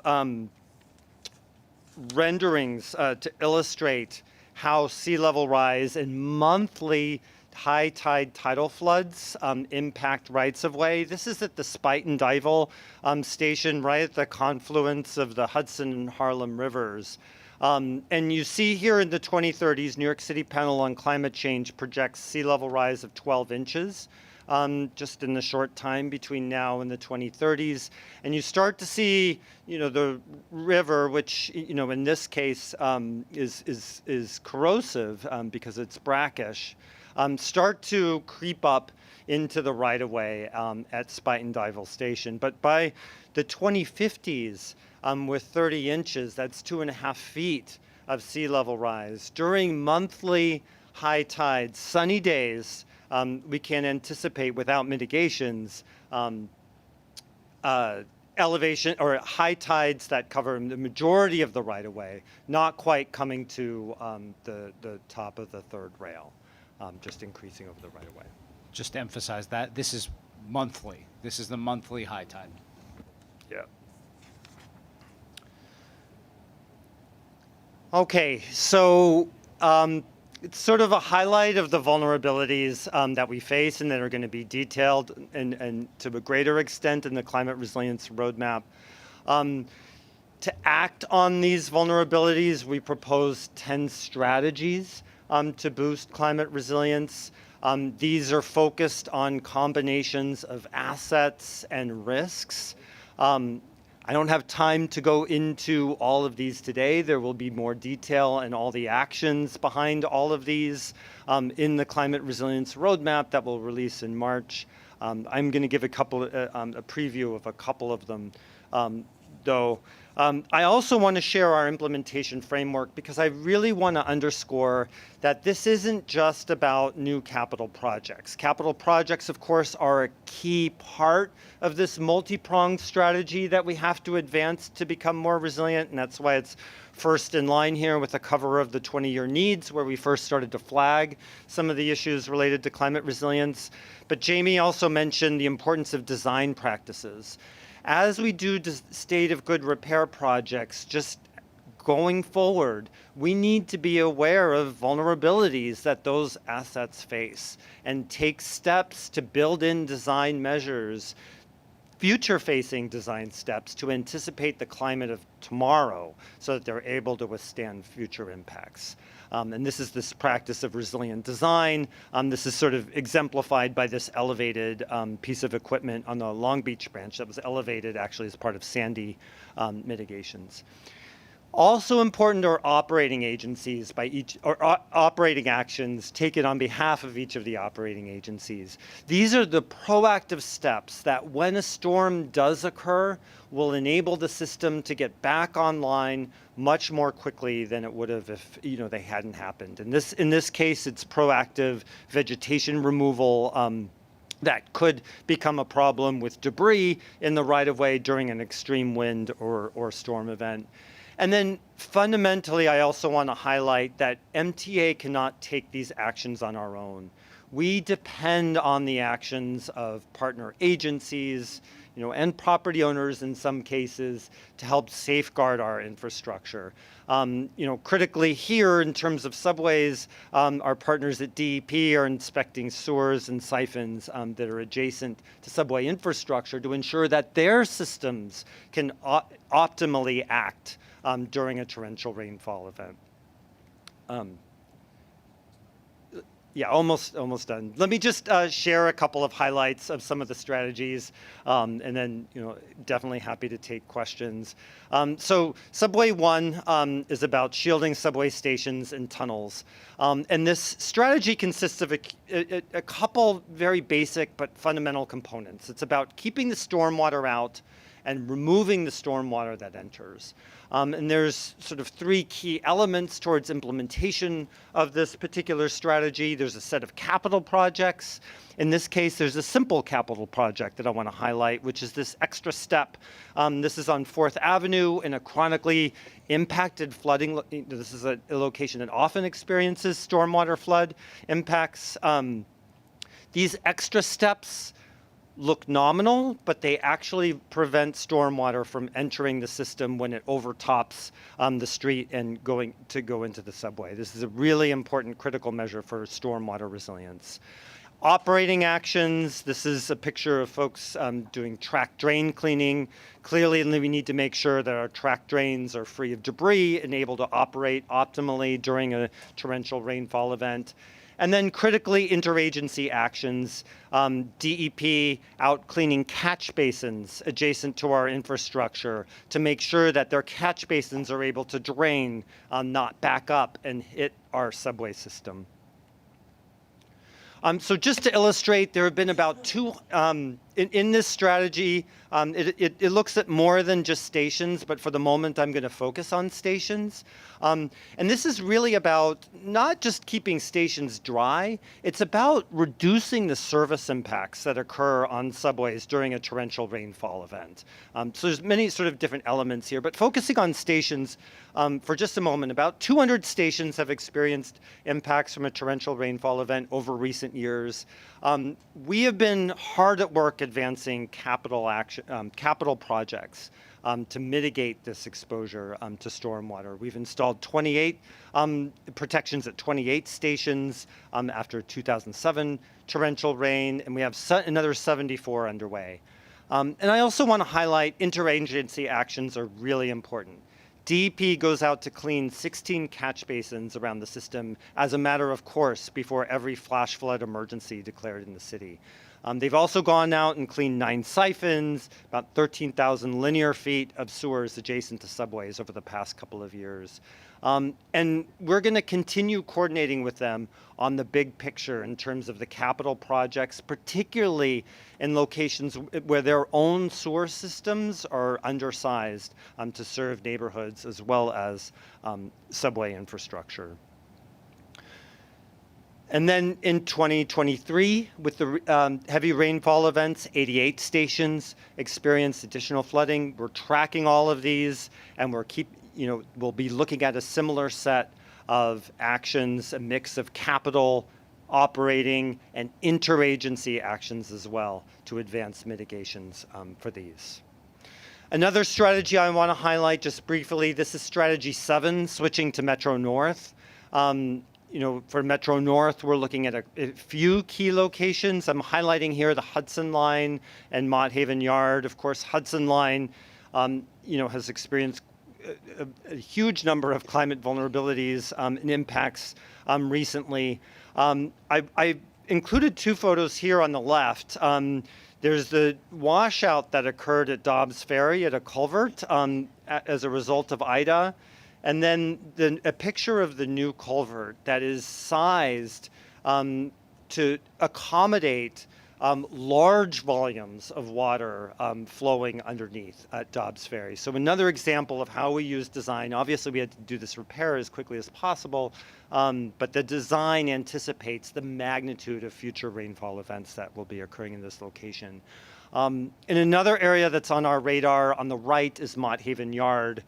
This is a critical area for east of Hudson service on Metro North.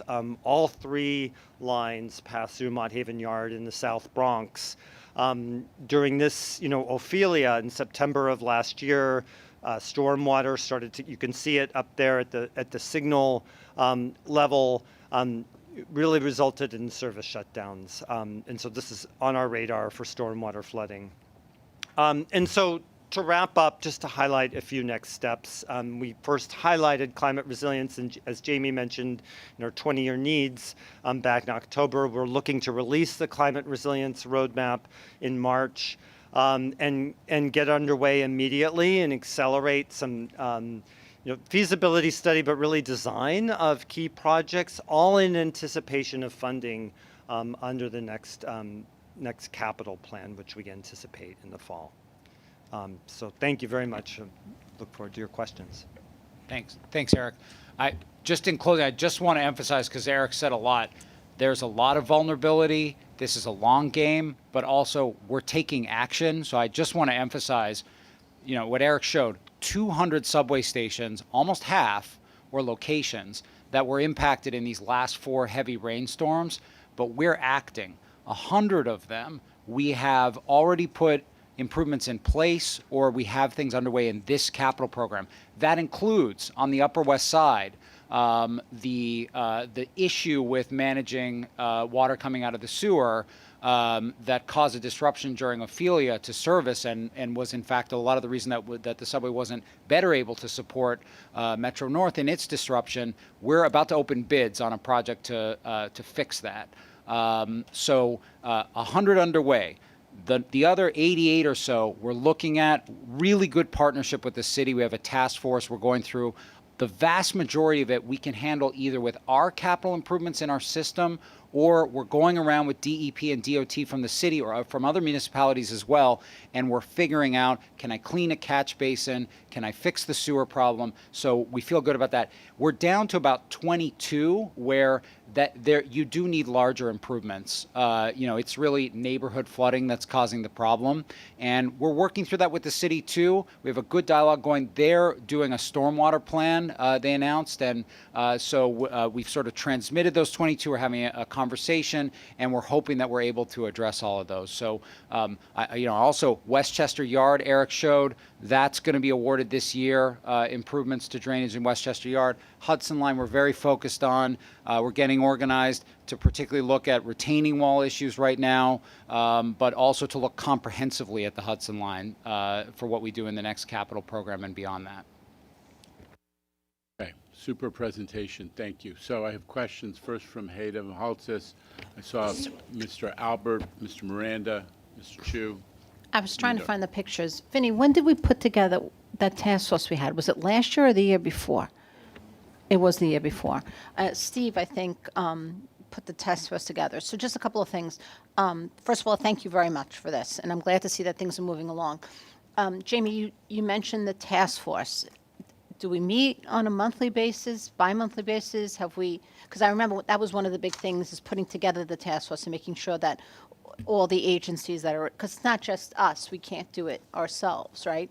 So that was my first question. And 2, where are we in as far as funding all the things that we need in the capital budget? On funding, this is, the steps toward the 5-year program. So as I said, we do need to identify specific funds available for resiliency improvements, but really I can't emphasize enough that the reason we're doing this is every time we replace a component in the system, when we do track work, when we do pretty straightforward state of good repair work, the key is that we're integrating understanding of these vulnerabilities and how to respond to them into that work. So it's we're going to need to dedicate some funds, but really the focus is on making sure that we're thinking about it all the time. Eric, do you want to talk about how that task force with the city is going? But Jamie, even with the simple things like doing I call the steps on top of the entranceway of the subway, that is integrated in everything else that we do, or? No, we have specific packages of stations that we awarded some at the end of last year. We're awarding packages this year to do that work. I think Eric was saying there's 74 stations underway. Yeah, but I would also add, we are looking at ways to integrate the steps into, other, projects as well that have a vulnerability for sure. And just on the task force, we continue to meet. I've sort of taken the mantle from Stephen, and continue to meet, particularly with New York City DEP and New York City DOT.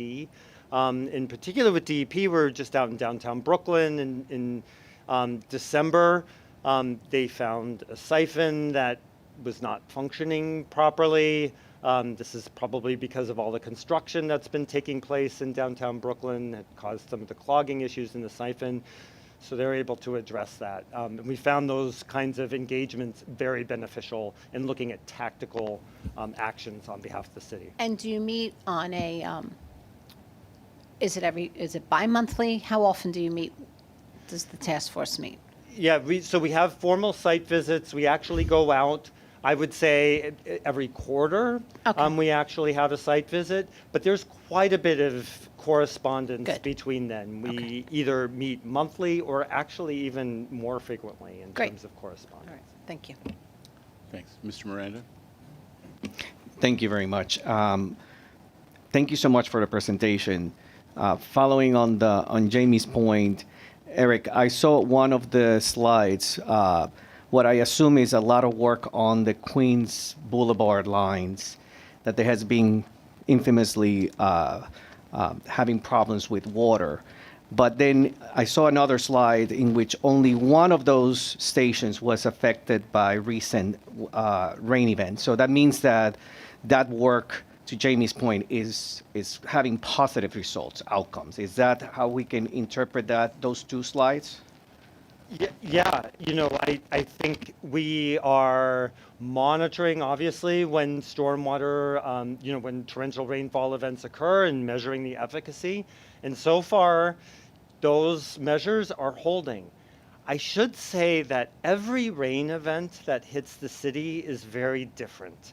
There's intensities that occur in different pockets throughout the city. So for example, Ophelia was very different from Ida, just in the way that intensities were distributed across the city. So we may be experiencing sort of different physical impacts of a torrential rainfall event in different locations. But, knock on wood, those central, those Queens Boulevard stations, which had elevated steps and elevated vents, very effective measures to prevent that overtopping from the street into the subway system have held. Mr. Albert Sammy Midori. Yeah. Thank you for this, very illustrative of the issues that we're facing.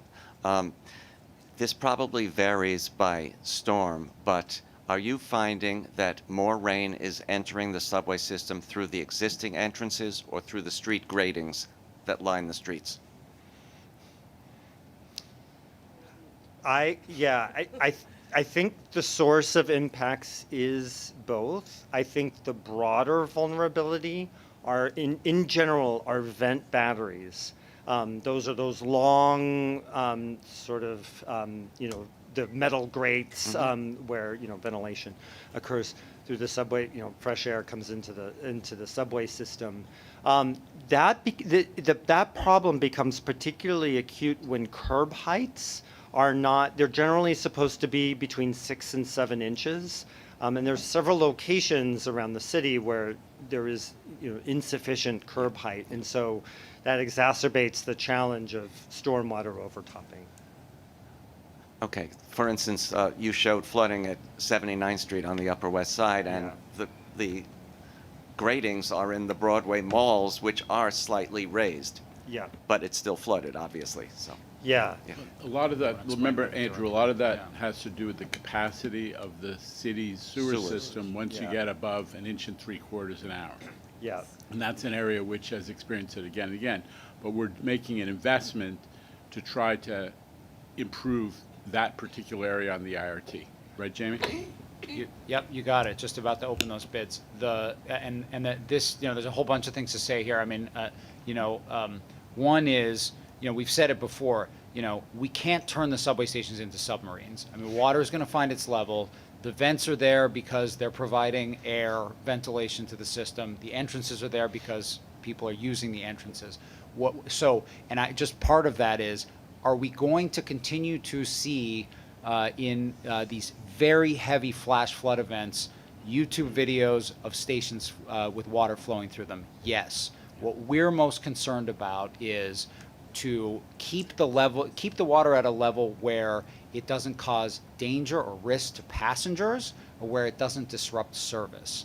So that's really what we're working towards. We're working towards that with some of the interventions that we're making, and then we need to rely on the city. Eric made a really good point.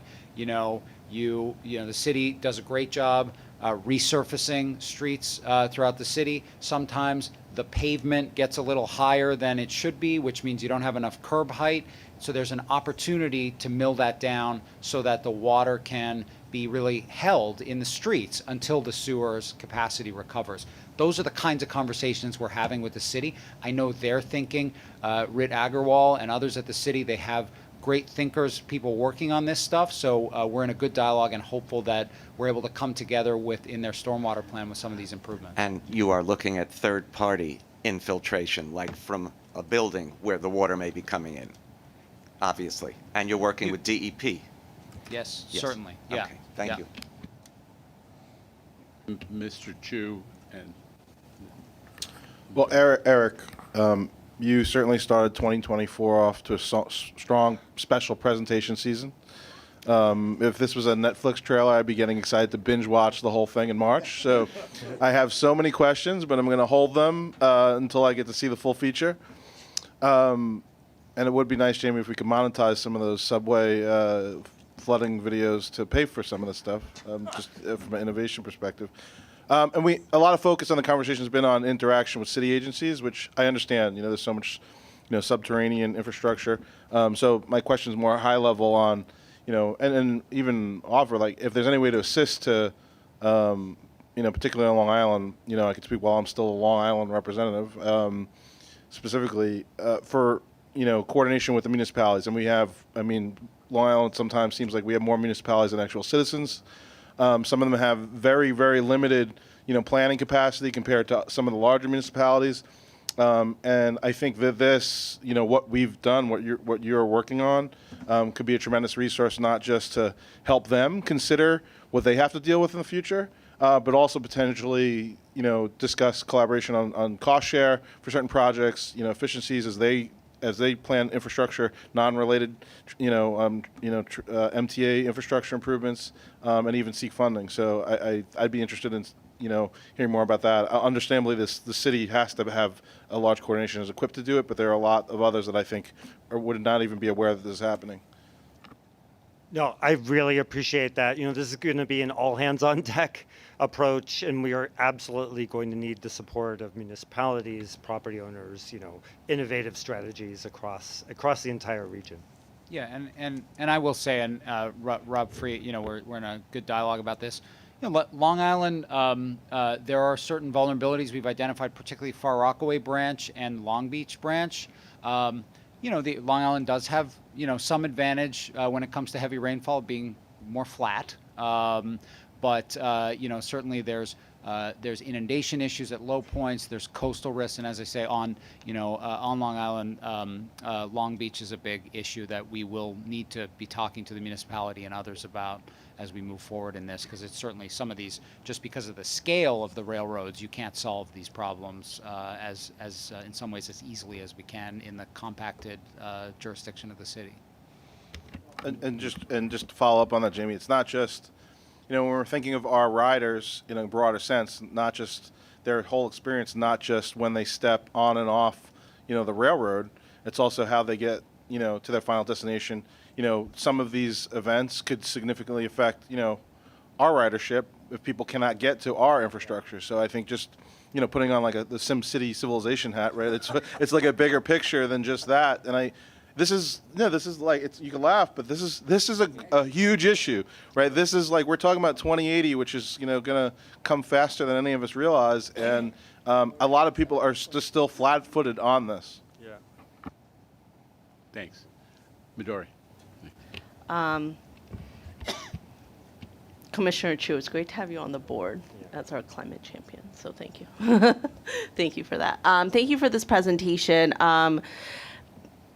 My questions have to do more with how this capital expenditure ties to what happens at the points of the storms when workers are out there and we have the operating expenditures that come up due to the work that we were able to do or not able to do. Like you said, every storm weather event is significantly different. And storm weather, weather might not be the only thing that we're confronting, right? We're confronting heat impacts, we're confronting, pandemics, all of that. So I appreciated, Jamie, what you said from a success standpoint. It has to be about, we'll still have water in the system. It has to be about service and safety. So let's say it sounds like you have 100 projects in the pipeline, 80 some that you're going to work on, but a lot of this will be funded in the next capital plan, it sounds like, maybe some of the significant ones. So that's still a few years away, or, I guess we're starting that process soon. There'll be more storms during this time period. And so how are we as an agency working towards ensuring that when an event happens and transit workers have to go out there and make sure that the system is as safe as can be? One, I think Commissioner Zuckerman has brought this up before. How are we accounting for that? I know from an accounting perspective, every storm has a little label. I know we did that for Hurricane Sandy at the Port Authority. But how are we also making the case tying the capital investment to the operating expense impact? As we know here, every operating dollar is precious. We keep learning that in every fiscal crisis that we have. It is difficult to come by operating dollars. And so all of this capital investment is, I think, is supposed to help us ameliorate some of those operating expenses or maintenance expenses. But it actually sounds like whole-scale maintenance might change with this climate crisis. Like, how are we going to, if we're not able to put up the storm, walls or whatever, then workers will have to ensure that other things happen to protect the system. So how are we making those linkages from the capital investment that's made to maybe that means that there are different operating tasks that have to take place before a storm? And then how does that potentially impact our budget, knowing that it'll still take a little bit for these capital investments to be made? And so we're gonna have who knows how many, we're gonna have dozens of storms this year. And so how is that gonna, because you've done so much good work on the $500 million, but that's real operating dollars that are gonna be impacted in terms of responding to these storms. Rich, do you want to take a crack? And I invite Kathy and Rob as well to talk about how we're planning to run in the world before we make all these investments. Sure. I mean, so you're right. I mean, obviously we think about, at least I think about capital as a way to ensure that our operating dollars are not being wasted or otherwise being used to address issues that capital should be, right? So it's not only the asset hardening that Eric talked about, but it's also retrofitting or repairing a lot of these facilities that do have the issues. You do know that as an accounting matter, we put out storm codes for any storm, so we account for the preparation and then the response and then ultimately the wind down of any storm, whether it be water-related superstorm or certainly winter storms. We also, I mean, one other thing to think about is certainly we spend a lot of capital dollars on these assets that allow us to harden the system, and we exercise those from time to time too, right? So we are, we do not only tabletops as an agency across MTA, but I can't speak for the railroads, I'm sure they do, but we are exercising those assets from time to make sure that they work in preparation for a storm. So that has had an additional cost. I don't think it's been a material cost per se. I think, frankly, it's a prudent way of doing business. But I don't think we've seen an increase, a material increase in our operating costs necessarily. But as more storms occur, whatever those storms may be, they're probably in the future you're going to see more response related dollars for sure. That would be my guess. But I'll turn over to my colleagues. Sure, I can speak to that a little bit since we saw a lot of impacts from adverse weather really all year long on Metro North. A couple things. In the run-up to a storm, absolutely, there's a lot of preparatory activities that take place to make the infrastructure as resilient as possible heading into some of those major events. So, Eric outlined, tree trimming. I mean, we do a lot of tree trimming sort of ancillary to our sort of routine maintenance. And that's very important with respect to, major wind events. But also just checking drainage before a storm, making sure that, we worked with the city on the siphon near Mott Haven to make sure that that's clear. So there is some preparatory activity that goes into effect before those storms take place.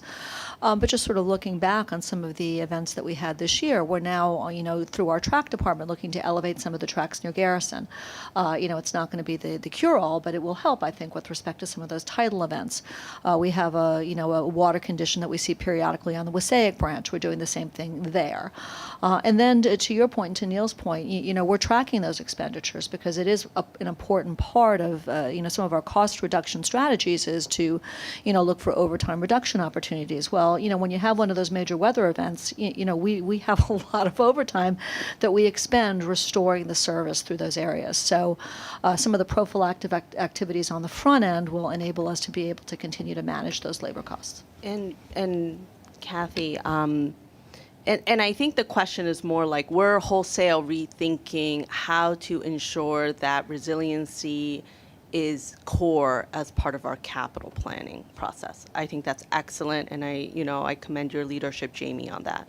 I guess my question is, what are we doing on the operating side that kind of mirrors that, and do we need to, that whole scale rethinking about what our operating procedures look like as it relates to the fact that these conditions will get much more difficult on a event basis, but on a daily basis, as there are thousands of workers out there making the system run. And how does kind of the climate impact create, or does it change how we daily think about maintenance, how we daily think about this, or is it just a capital investment strategy? I don't know. From my perspective, the majority's got to be both. I mean, I think it's got to be both. And, I think, we really value the strong partnership with Jamie's team, with Eric's team, specifically in terms of identifying the assets that need to be hardened. I think one of the challenges, I think, for all of us is that the story is being written in real time. If you had spoken to me 3 years ago with respect to the area of greatest vulnerability on the Metro North system, I would have told you the Harlem line. We see flooding up, Chappaqua, up on the Harlem line all the time, right? So that would, and in the Bronx too, down like Melrose, Tremont, that area, in addition to Mott Haven, I would have told you the Harlem line. And then this year was the year that it really, really kind of hit home the extent of the vulnerability on the Hudson line. So the challenge is it's an evolving story as these, effects become more pronounced and more frequent. I think, the operation as well as the capital planning folks are going to have to respond and be nimble with respect to what we're seeing out there. I just want to add, I think you're raising a really important issue, and obviously we're trying to get ahead of it because we have a capital plan coming up, and this is going to be a topic. We are starting to talk about board staff working committees on the capital plan, and this is going to be part of it. But the important point, a lot of the important point, is what Jamie said, which is now we're in the core strategy has to be integrated into state of good repair. What Kathy's talking about, track adjustments and so on. We have to start to integrate this into everything we do. And you're not wrong, Midori. I especially want folks who are going to be, in the legislature and otherwise, who are going to have an impact on the capital plan to see some of the back of house rooms in our subway system. It's not just about the flooding and, the water cascading down the stairs, which is actually something more manageable. But when heat hits these frequently antiquated, comm systems, if you go to that Wall Street comms room, which I've been to, I mean, this is old. These are old systems to begin with. You're not cooling them. We're at risk, and those have other consequences, not just shutting down the subway system, but our ability to communicate and do safety-related comms. So, Yeah. so we're trying to educate the world about all the different aspects about it, educate ourselves, and it's going to be a factor in our discussions about the next capital plan. And if I may, I think that's great. You're getting ahead of, what the next capital plan is going to look like. I think my focus on operations comes from, given that there's that emphasis on the capital plan and that we're going to need investment for it. My worry is we've done all this good work on the operating budget. What happens when we're like, oh, wow, we might need a lot more money to keep this system operating at the level that we in ridership expect, given the impacts of climate, and that's and we know firsthand how hard it is to come by operating So dollars. far, we are managing it through appropriate use of overtime, as Kathy says, but it's a very strong point and one that we have to follow up on. Other comments that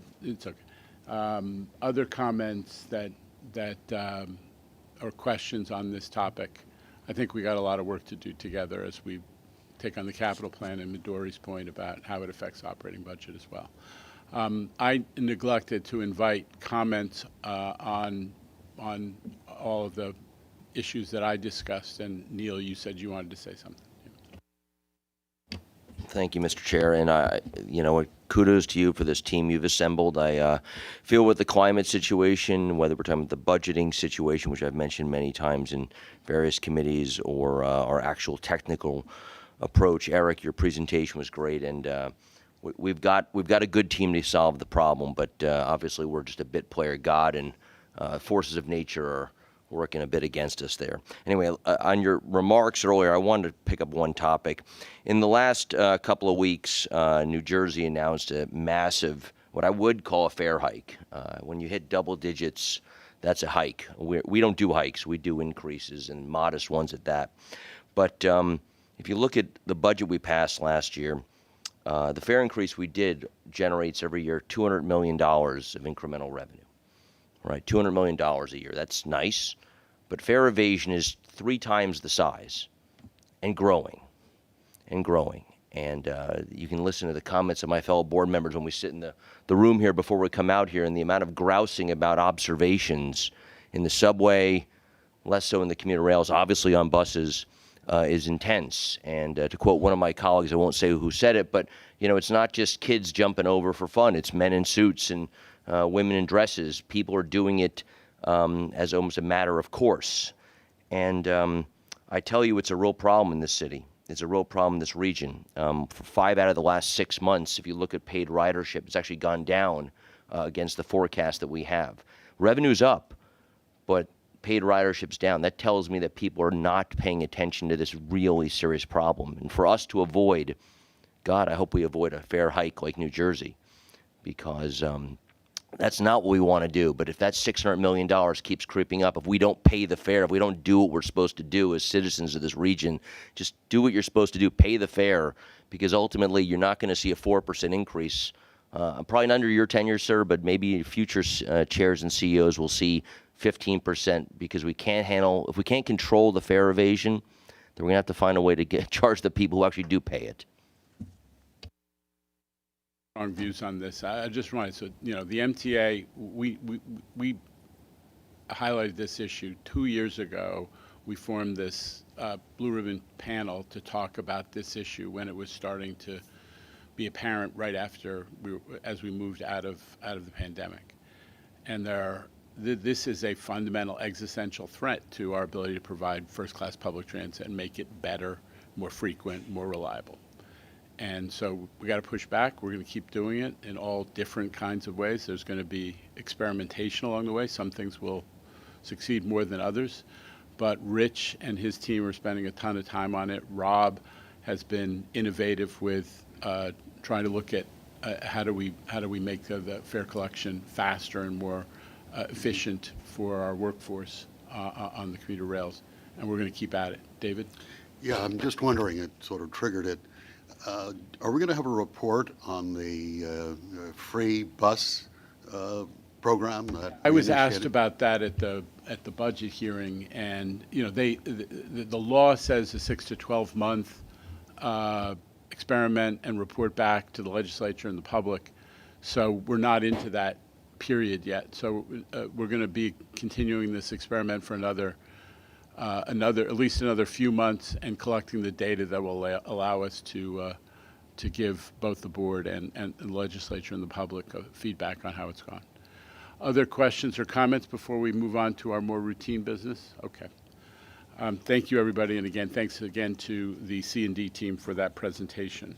As everybody knows, we do a ton of our the substantive business of this board on Monday on the committees, and this is where we affirm that work and go over it as a full board. The minutes of the December board meeting have been, and of each committee have been distributed to all the members. Are there any corrections or omissions? Mr. Alpern? Sure. You haven't heard from me in a few months, but I have 3 today. On page 5, in the center, it says Chair Lieber called to order the November 2023. It should be the December 2023. On page 6, Jack Connors of the PCAC's name is spelled incorrectly. It's ORS, not ERS. And on page 7, second paragraph from the bottom, Chair Lieber stated that not only are New Yorkers and tourists, it should be tourists. There's more than one. Other than that, that's it. Okay. All right. And if there are no other corrections or omissions, the minutes are approved as distributed. Bridges and tunnels. Who is Mr. Miranda? Will you speak for that? Thank you, Chair Lieber. The Bridges and Tunnel Committee met Monday and reports the following. There is one procurement item for board approval for $38.9 million. The committee recommends this item, and I move it. Second. Mr. Jones. All in favor? Any Aye. opposition or abstention? The item carries. This concludes the Bridges and Tunnels report. Okay. Audit Committee, Ms. Barbas. Good morning, Chair. The Audit Committee met Monday, and there is one item for board approval. On Monday, the MTA's independent auditor presented MTA third quarter 2023 financial statements. Today, we are seeking board approval of the financial statements. The committee recommends the item, and I move it. Second. Thank you. Mr. Fleischer. All in favor? Aye. Any opposition or abstention? The item is approved. Staying with Ms. Barbas for the capital program report. Thank you. The Capital Program Committee met on Monday and reports the following. Construction and Development has 2 actions for a total amount of $3.3 million. The first item is a request for an authorizing resolution to issue a competitive request for proposals, and the second is a ratification of a modification related to the Penn Station reconstruction project. The committee recommends these items, and I move them. May I have a second? Ms. Soren. All in favor? Aye. Any opposition or abstention? The item carries. This concludes the Capital Program Committee report. Mr. Chu, would you give us a joint railroad report? Chairman, the Joint Railroad Committee met on Monday, and we have no matters for the full board to vote on this time. Thank you. Ms. Mahaltzis, the Transit Committee. The Transit Committee met on Monday and reports the following. There was one item at the estimated amount of $75.4 million. One procurement item. We've got the word procurement. The committee recommends this item, and I move it. Is there a second? Ms. Midori Valdivia. All in favor? Any opposition or abstention? The item carries. Ms. Mahaltzis? Oh, this concludes the New York City Transit Committee report. All right. Mr. Zuckerman, the Finance Committee. Thank you, sir. The Finance Committee met Monday afternoon, reports the following. There are no actions for board approval. There are, however, 3 procurement items. 2 are competitive, and 1 is a modification for a total of $63.3 million. The committee recommends these items, and I move them. Thank you. Second. Second. Sammy. Sammy, you got the second. Any discussion? All in favor? Aye. Any opposition or abstention? The items carry. All right, thank you. There are 2 real estate actions items this month. One is an administrative item for Metro North, and 1 is a transactional item for Long Island Railroad. The committee recommends these items, and I move them. Second. Mr. Miranda. Any, all in favor? Aye. Any opposition or abstention? The items carry. This concludes the Finance Committee report. Okay. Before we adjourn, I have one other item of business. There are 2 amazing colleagues who are departing the MTA this week, and they're standing right behind me. Today is the last board meeting for MTA PD Sergeants Willie Barretto and Hank Mychik. Both have worked on the 20th floor for many years, and they've been a regular presence in the background of these board meetings. I know everyone's used to seeing them standing at attention. They bring to everything they do an incredibly high level of professionalism, and also, as they put up with all of us, tremendous good humor. And they keep all of us safe, and we have been honored to have partners like this. I've gotten to know Willie and Hank well, and we wish them Godspeed on the next chapter of their lives. They are both amazing human beings and have contributed enormously to the MTA and to the safety of the New York region. So thank you both.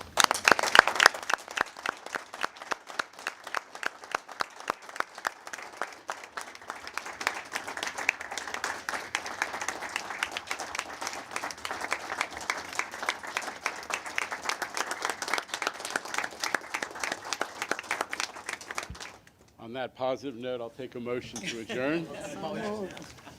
Second, we stand at adjournment. Thank you, everybody. Do we have replacements, John?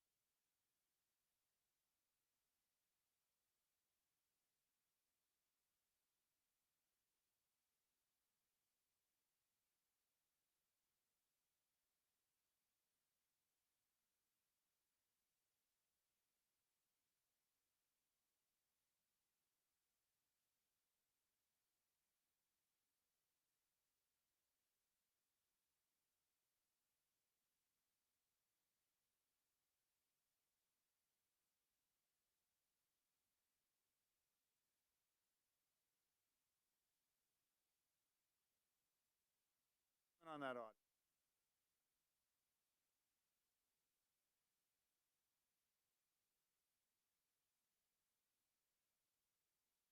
Leaper.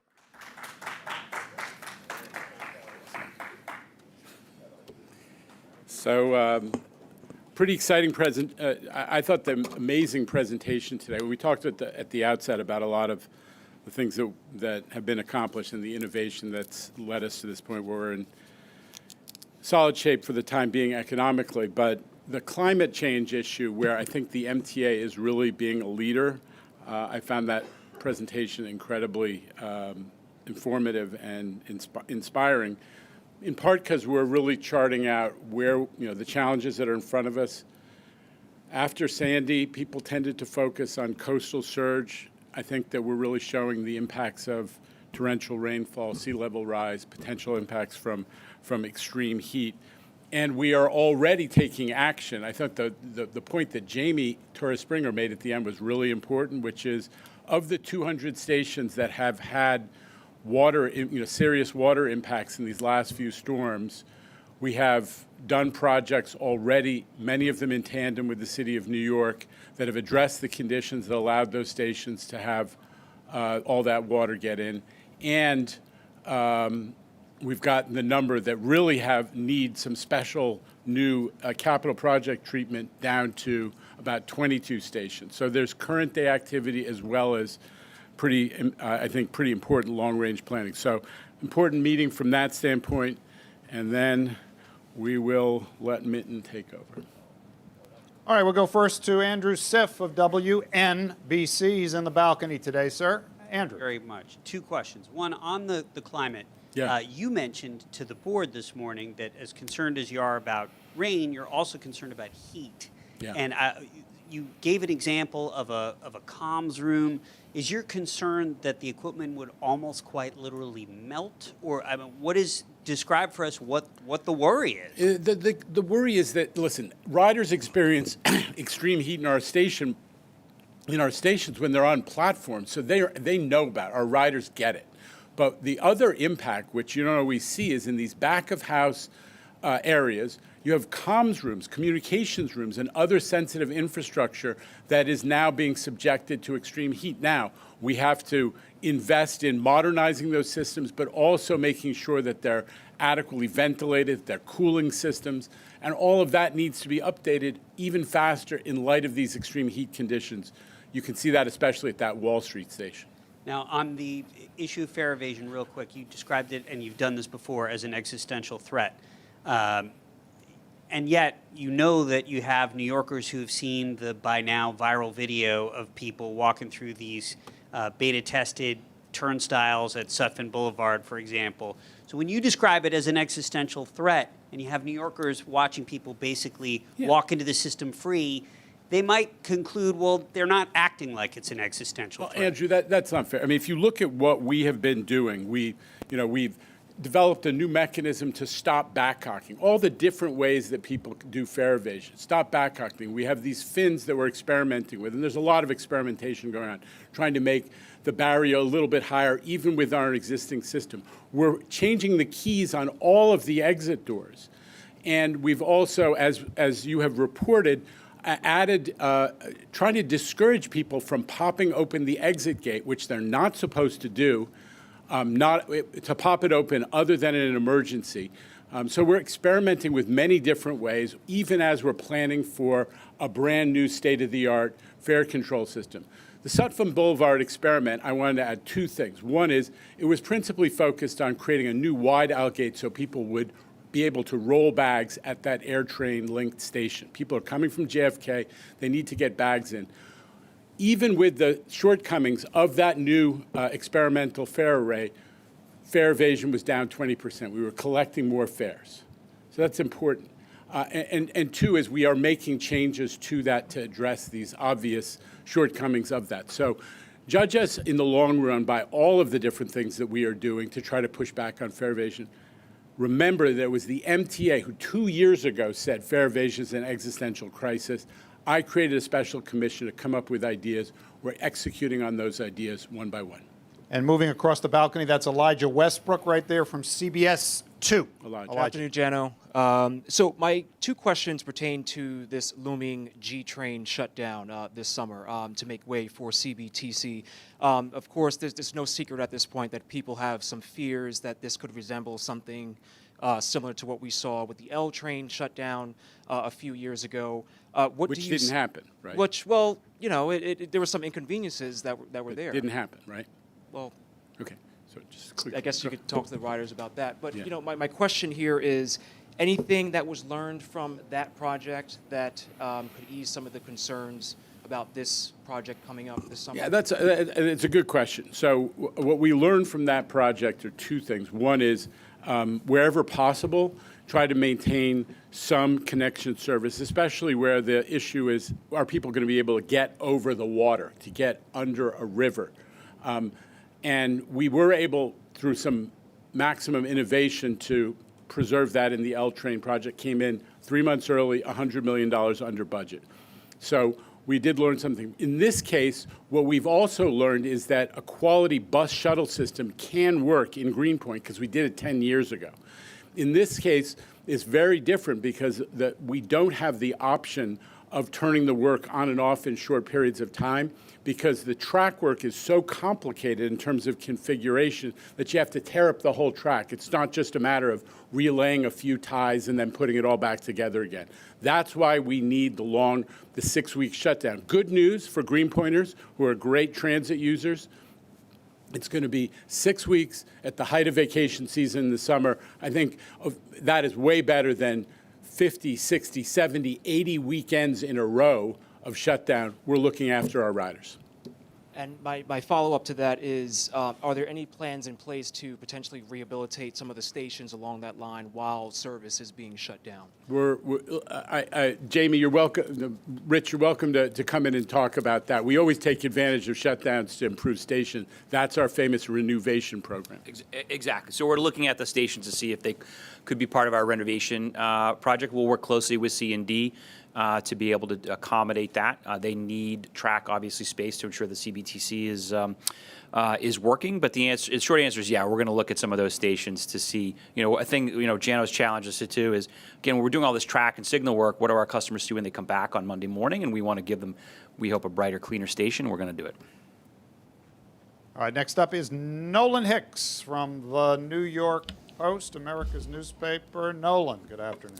Some portion of America's newspaper. Thanks for the new slogan. I'm sure the marketing guys have put a check in the mail. On the question of fare evasion and of these new gates, I want you to react to what somebody put this tweet out there. It went viral. It's sort of an incendiary thing, but it got people talking. So this is quoting, if it kept costs down for the Triangle Shirtwaist Factory, it can keep costs down for the MTA.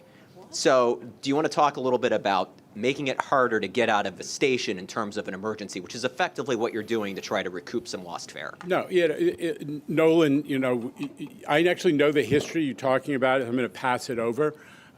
It's not funny and it's not relevant.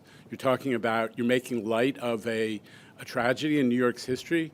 But what's being done on to experiment with how to get people not to use the exit gate, which is the superhighway of fare evasion. We're trying to close down the superhighway of fare evasion. We've gotten approval from the code authorities, the fire experts on how to do that, and we're going to do it because we're not letting New Yorkers who walk up to the turnstile and pay their fare and look over at somebody who has their Metro card in their hand and their Omni open on their phone decide that they're going to go for the gate because it's open.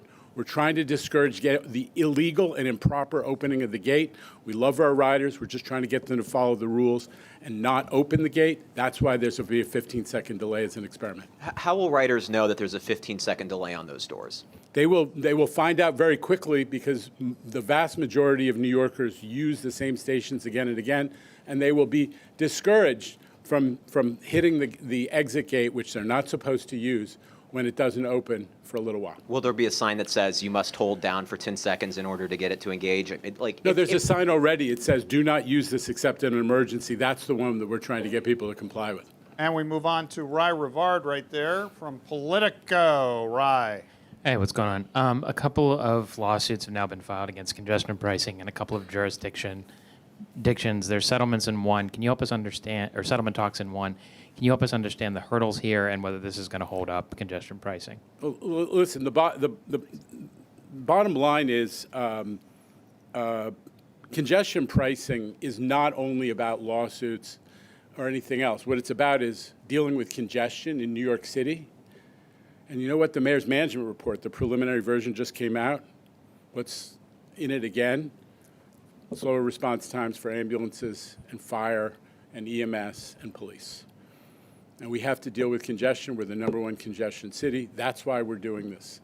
And if it gets held up by litigation, and we don't have control over litigation schedules, obviously, that'll be unfortunate because people who ride the A train deserve a train that's as fast and reliable as frequent as the L train.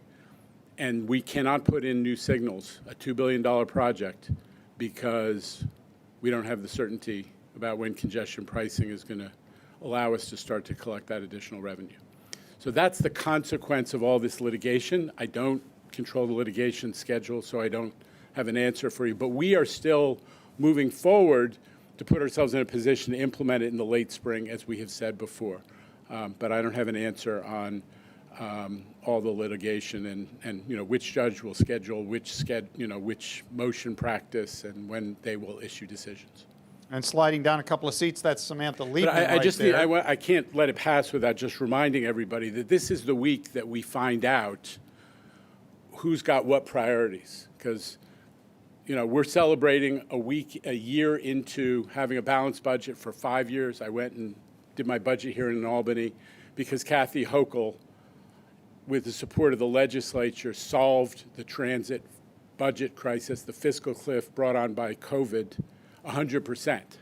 And in New Jersey, they're focused on drivers, but they haven't solved the fiscal crisis. And the only solution so far is to hit the riders for 15% more fares without dealing with the whole scale of a 25% budget crisis.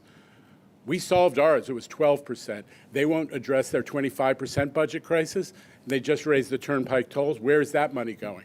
I know some of it was supposed to go to transit. Then an election happened, so the turnpike tolls didn't get raised for a while. No one said whether any money is going to transit. Meantime, New Jersey Transit seems to every couple days have a complete shutdown because of they and Amtrak have a signaling and communication system that keeps falling apart. My general counsel, Paige Graves, lives in New Jersey, and last night we were sitting here at 7 o'clock wondering how she was going to get home or whether she had to borrow a cot to stay in the office because New Jersey Transit was out of business.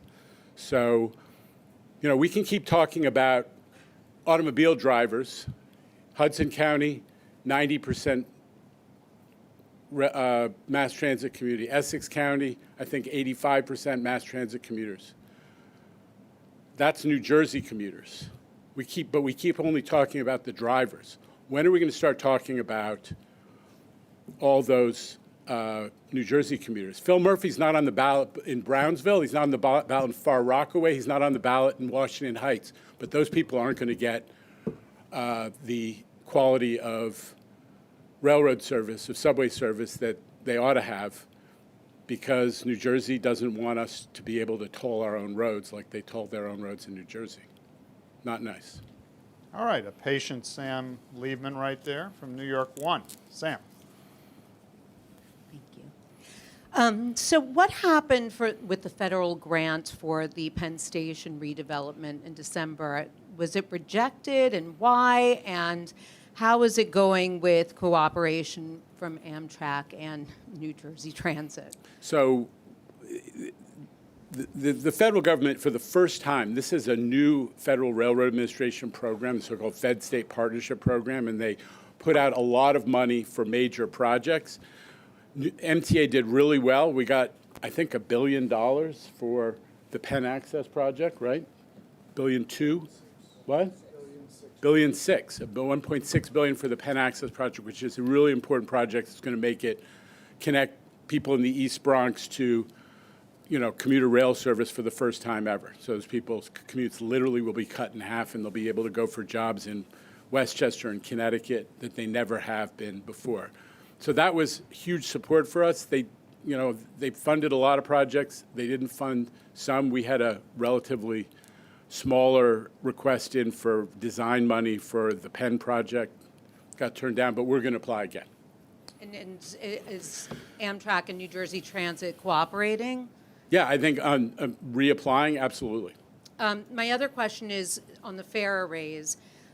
You said you picked these because they were readily available, but in Washington, D.C., they have these fare arrays that they say reduced fare evasion by 70%, that have these very high plexiglass doors that go over the side. I mean, the teams, and then you showed all of these other arrays in May. Why not go with those? I mean, I understand Cubic makes these and maybe the integration was easier, but why not try some of those others? In fairness, the acquisition of this particular set, which was focused mostly on the accessibility issues, having a wide-out gate, was executed. That was set in motion before the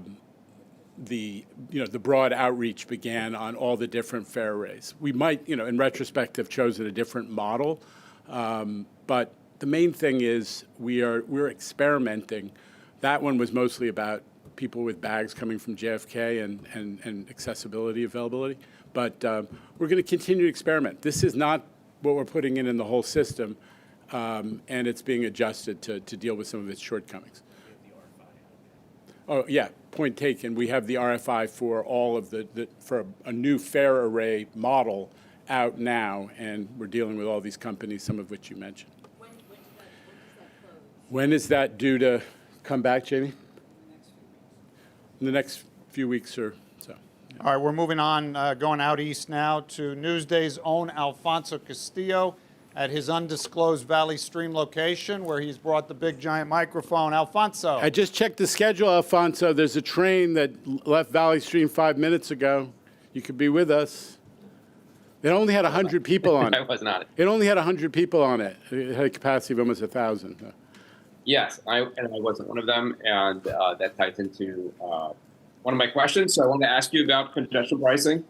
I have been going through the environmental assessment with an eye for impacts on Long Island, and I guess the folks there have questioned some of my takes, but at the very least, it looks like it says that the difference in vehicle miles traveled for Long Island commuters would be negligible. I thought it was a slight increase. I'm told it was a decrease, but it does look like there would be added traffic at the Queens Midtown Tunnel that would increase at least the time getting into Manhattan. It says 2% up to 2% increase on ridership of Long Island Railroad, which would mean 1,000 fewer seats for Long Island commuters, and obviously the $15 toll. This is all to say for opponents of congestion pricing on Long Island, and there's a lot of them. How do you sell this to them? What are the benefits for Long Island commuters? Okay, so just on the stats, obviously, congestion pricing. There are something like 30,000 to 40,000 Long Islanders who drive. That the fact that the overall VMT on Long Island is not moving is not a function of congestion pricing or not. It's a very big place with a lot of people driving around.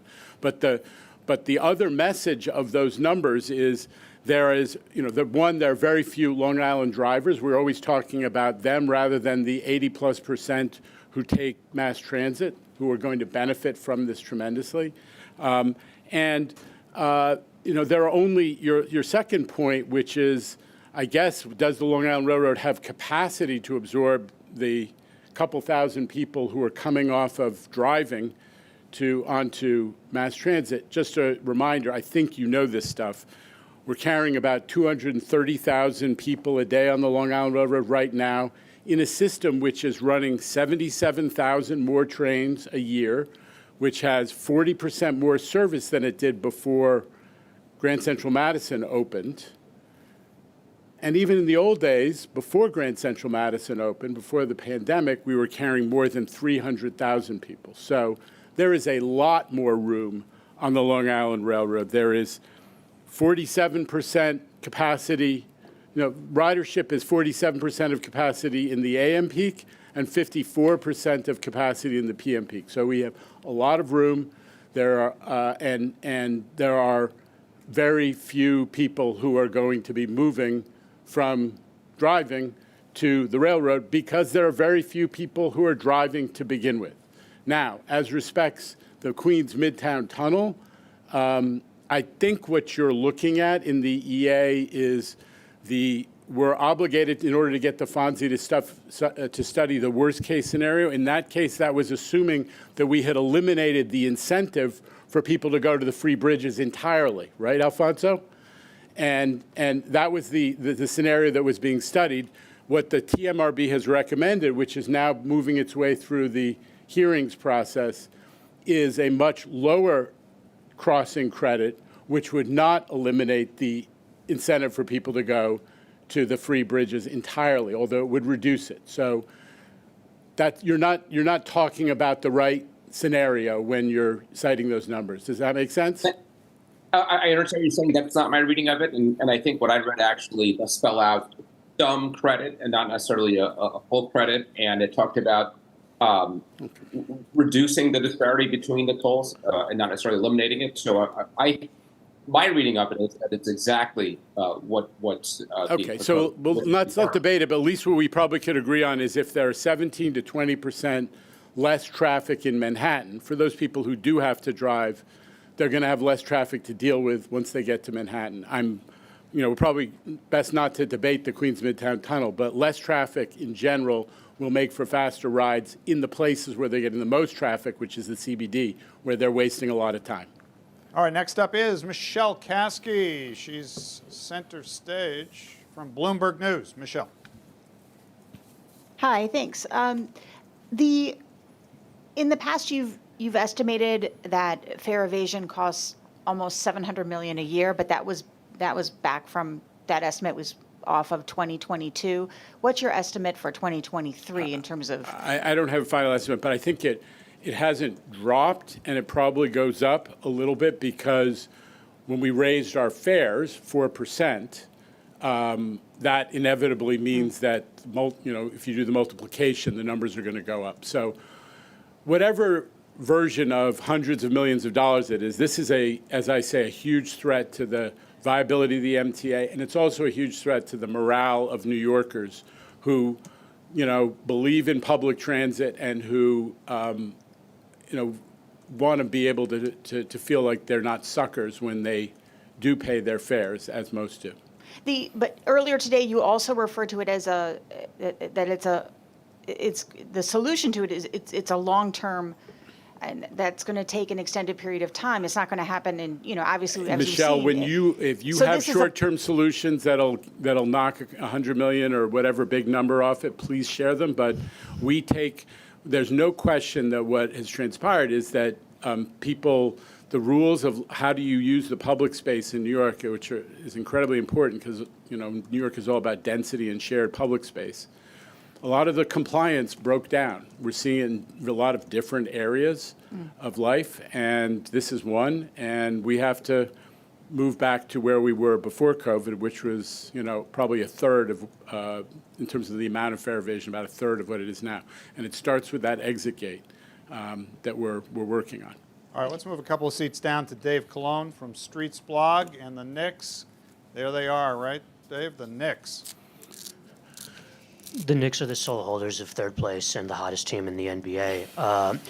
Jano, best January in 30 years, I heard someone say. 14-2, tied a team record.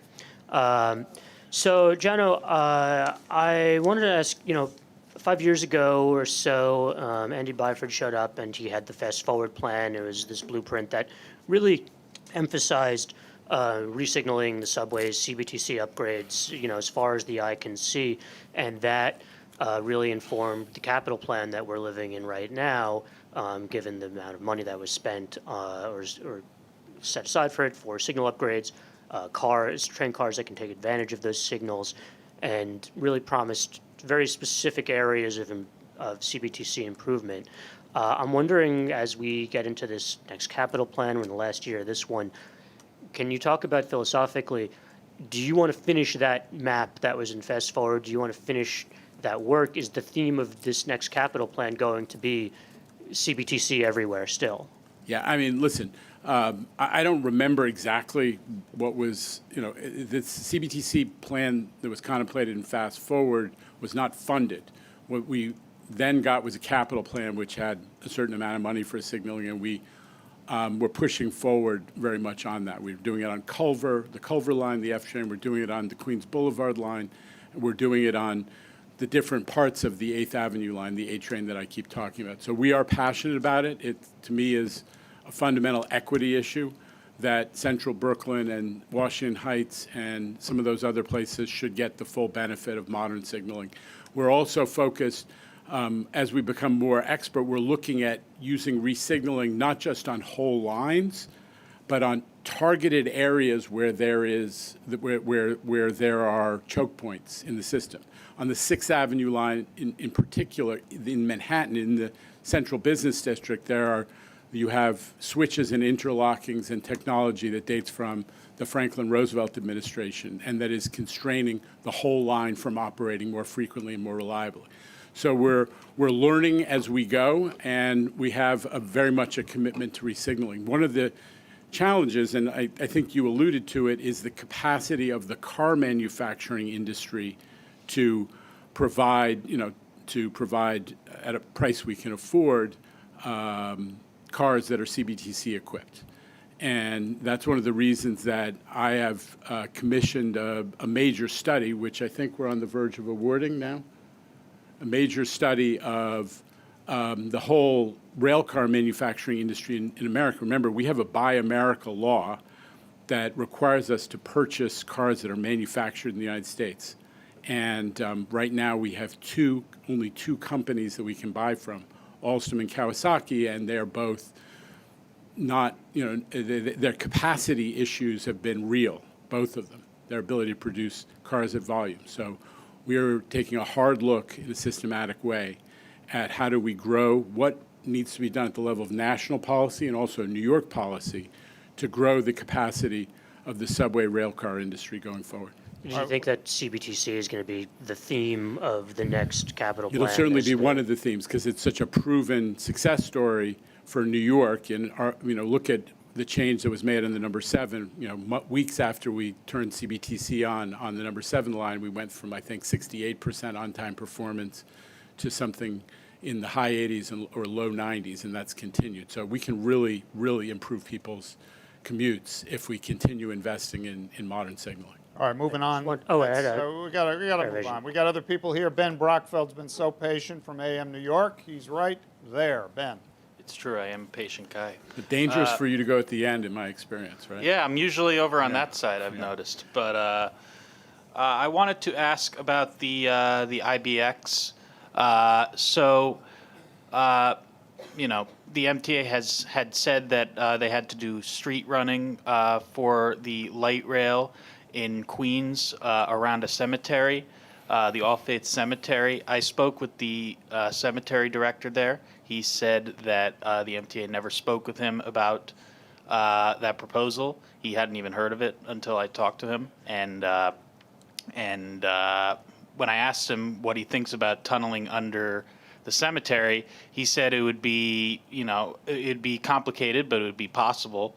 And, they'd be willing to work with you guys, but you never spoke with them. So I was wondering, is the MTA going to talk to them about the possibility of running a tunnel under that cemetery? And, and what are some of the other challenges? I never thought I would thank anybody for a shidduch with a cemetery director, but here we are. So we're looking at that issue. Jamie. Thank you, Samantha. We do want to thank you for getting some of our outreach started on this important project. This project is in the early stages of environmental review. We're very excited the governor has directed us to begin design in the state, and we're preparing for that. And of course, all of the relevant options and all of the outreach will be conducted as part of those processes. So that's all coming up, and we're excited to do that because it's a great project for Brooklyn and Queens and the whole city and the whole system. But it's confident that it won't be cut and cover through the cemetery, right, Jamie? Okay, good. All right, next up from, I believe, the newsroom of the New York Times. Is that what that is? Anna Lay, coming to you live, sir, from 8th Avenue and 41st Street. Anna. Hi, yeah, from the Metro desk. Jen, I'm curious if you're using behavioral experts or sociologists to examine the demographics of the people who commit offenses. And the people who are getting caught and why they're doing it, and whatever you're able to find, are you planning to make adjustments based on what you observe? What, Anna, could you repeat that? Like behavioral experts looking at whom? Looking at the demographics of the people who commit fair evasion. Sorry, I'm like on an echo here. No, I think what we're seeing is that it's become really widespread, Anna. It's up and down. It's in every neighborhood. It's in my stop in Brooklyn. It's in every demographic in the city. And that's one of the things that's so alarming. The thing that I am focused on is opportunistic fare evasion. People who might be playing by the rules in other parts of their lives, but who see the gate open and go for it, even though they know better, because it has become so widespread that there's a herd mentality and an acceptability that's crept into our system. So we definitely want to start with deterring opportunistic fare evasion. A determined fare evader, somebody who's willing to crawl under the turnstile or could vault over it, which we're going to try to address with design, is harder to address, but we want to definitely start with folks who are new fare evaders, and there are a lot of them since COVID began. Now, today, I just got to remind all of us that somebody crawled under the turnstile who's a determined fare evader, was stopped at 183rd Street on the 4 line, and was carrying an automatic weapon with an extended magazine and 27 rounds in it. And one of the benefits of fare evasion enforcement, which is not the principal activity of the NYPD in the system, as you know from riding around, is that we are catching people with weapons. And that is just this month, it's up to 10. Just this month, 10 guns in the New York City subway system, and 6 of them were lassoed through fare evasion enforcement. So it has huge safety benefits in addition to fairness issues and economic benefits. All right, next is Steve Nesson down there from Gothamist and WNYC and Public Radio. Steve.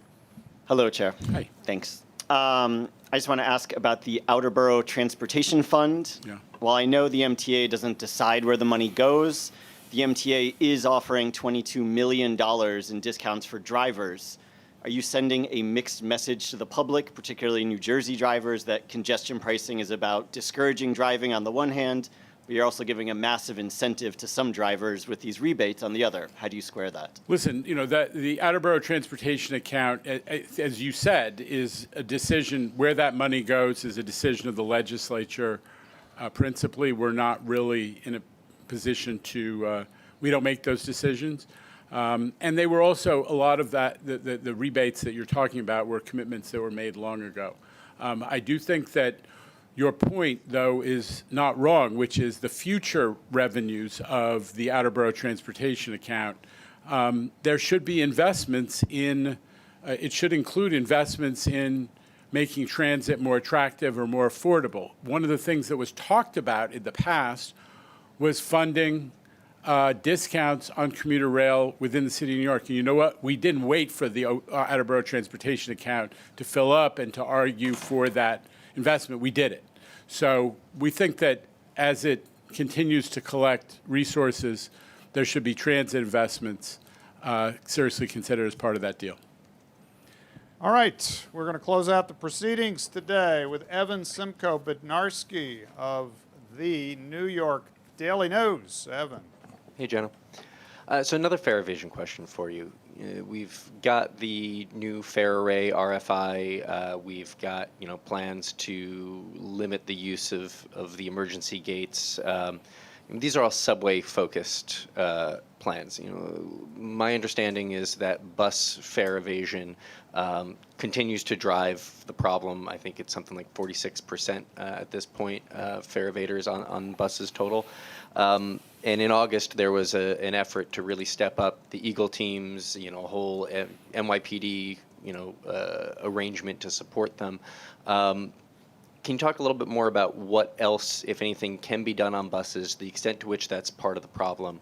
Yeah. Help my readers understand that. Yeah, no, it is. Your point is well taken. It is a very big piece of the problem, and it's this especially big issue for a couple reasons. One, we got people accustomed to not paying during COVID, right? We roped off the front of the bus because we were trying to protect drivers from spread in the early days of COVID, and people got accustomed to getting on the back, and they were told not to pay. It's hard to reestablish behavior. Two is a lot of bus riders are students, and they may actually have, in many cases, prepaid Metro cards in their bag, but they don't pull them out. There's clearly an issue of educating our students that we do need them to swipe or tap and so on. And there are a lot of strategies that are being developed about how to get those kids onto their phones, which are always in their hands, right? They're much nearer at hand than a Metro card they may bury in their book bag. I've seen it happen myself. So there's no question that we have to come up with new strategies. Police enforcement is part of it. We are hiring new Eagle teams members. I think we have, somebody help me, how many? We're come on up. We have 40 plus Eagle team members that we're in the process of hiring. We have worked more closely to add, although the NYPD is not riding the buses, they're supporting the Eagle teams at hubs. So we've upgraded that. And we're looking, and we've actually moved some of the Eagle teams to plainclothes, so that it's not just a matter of, I see there's somebody on this bus, so I'll wait for the next one, and so on. So we're definitely, but this is an area where the physical barriers that we focus on more in the subway environment have to be complemented by a lot of education and a lot of change of behavior, and we have maybe a longer way to go on that process.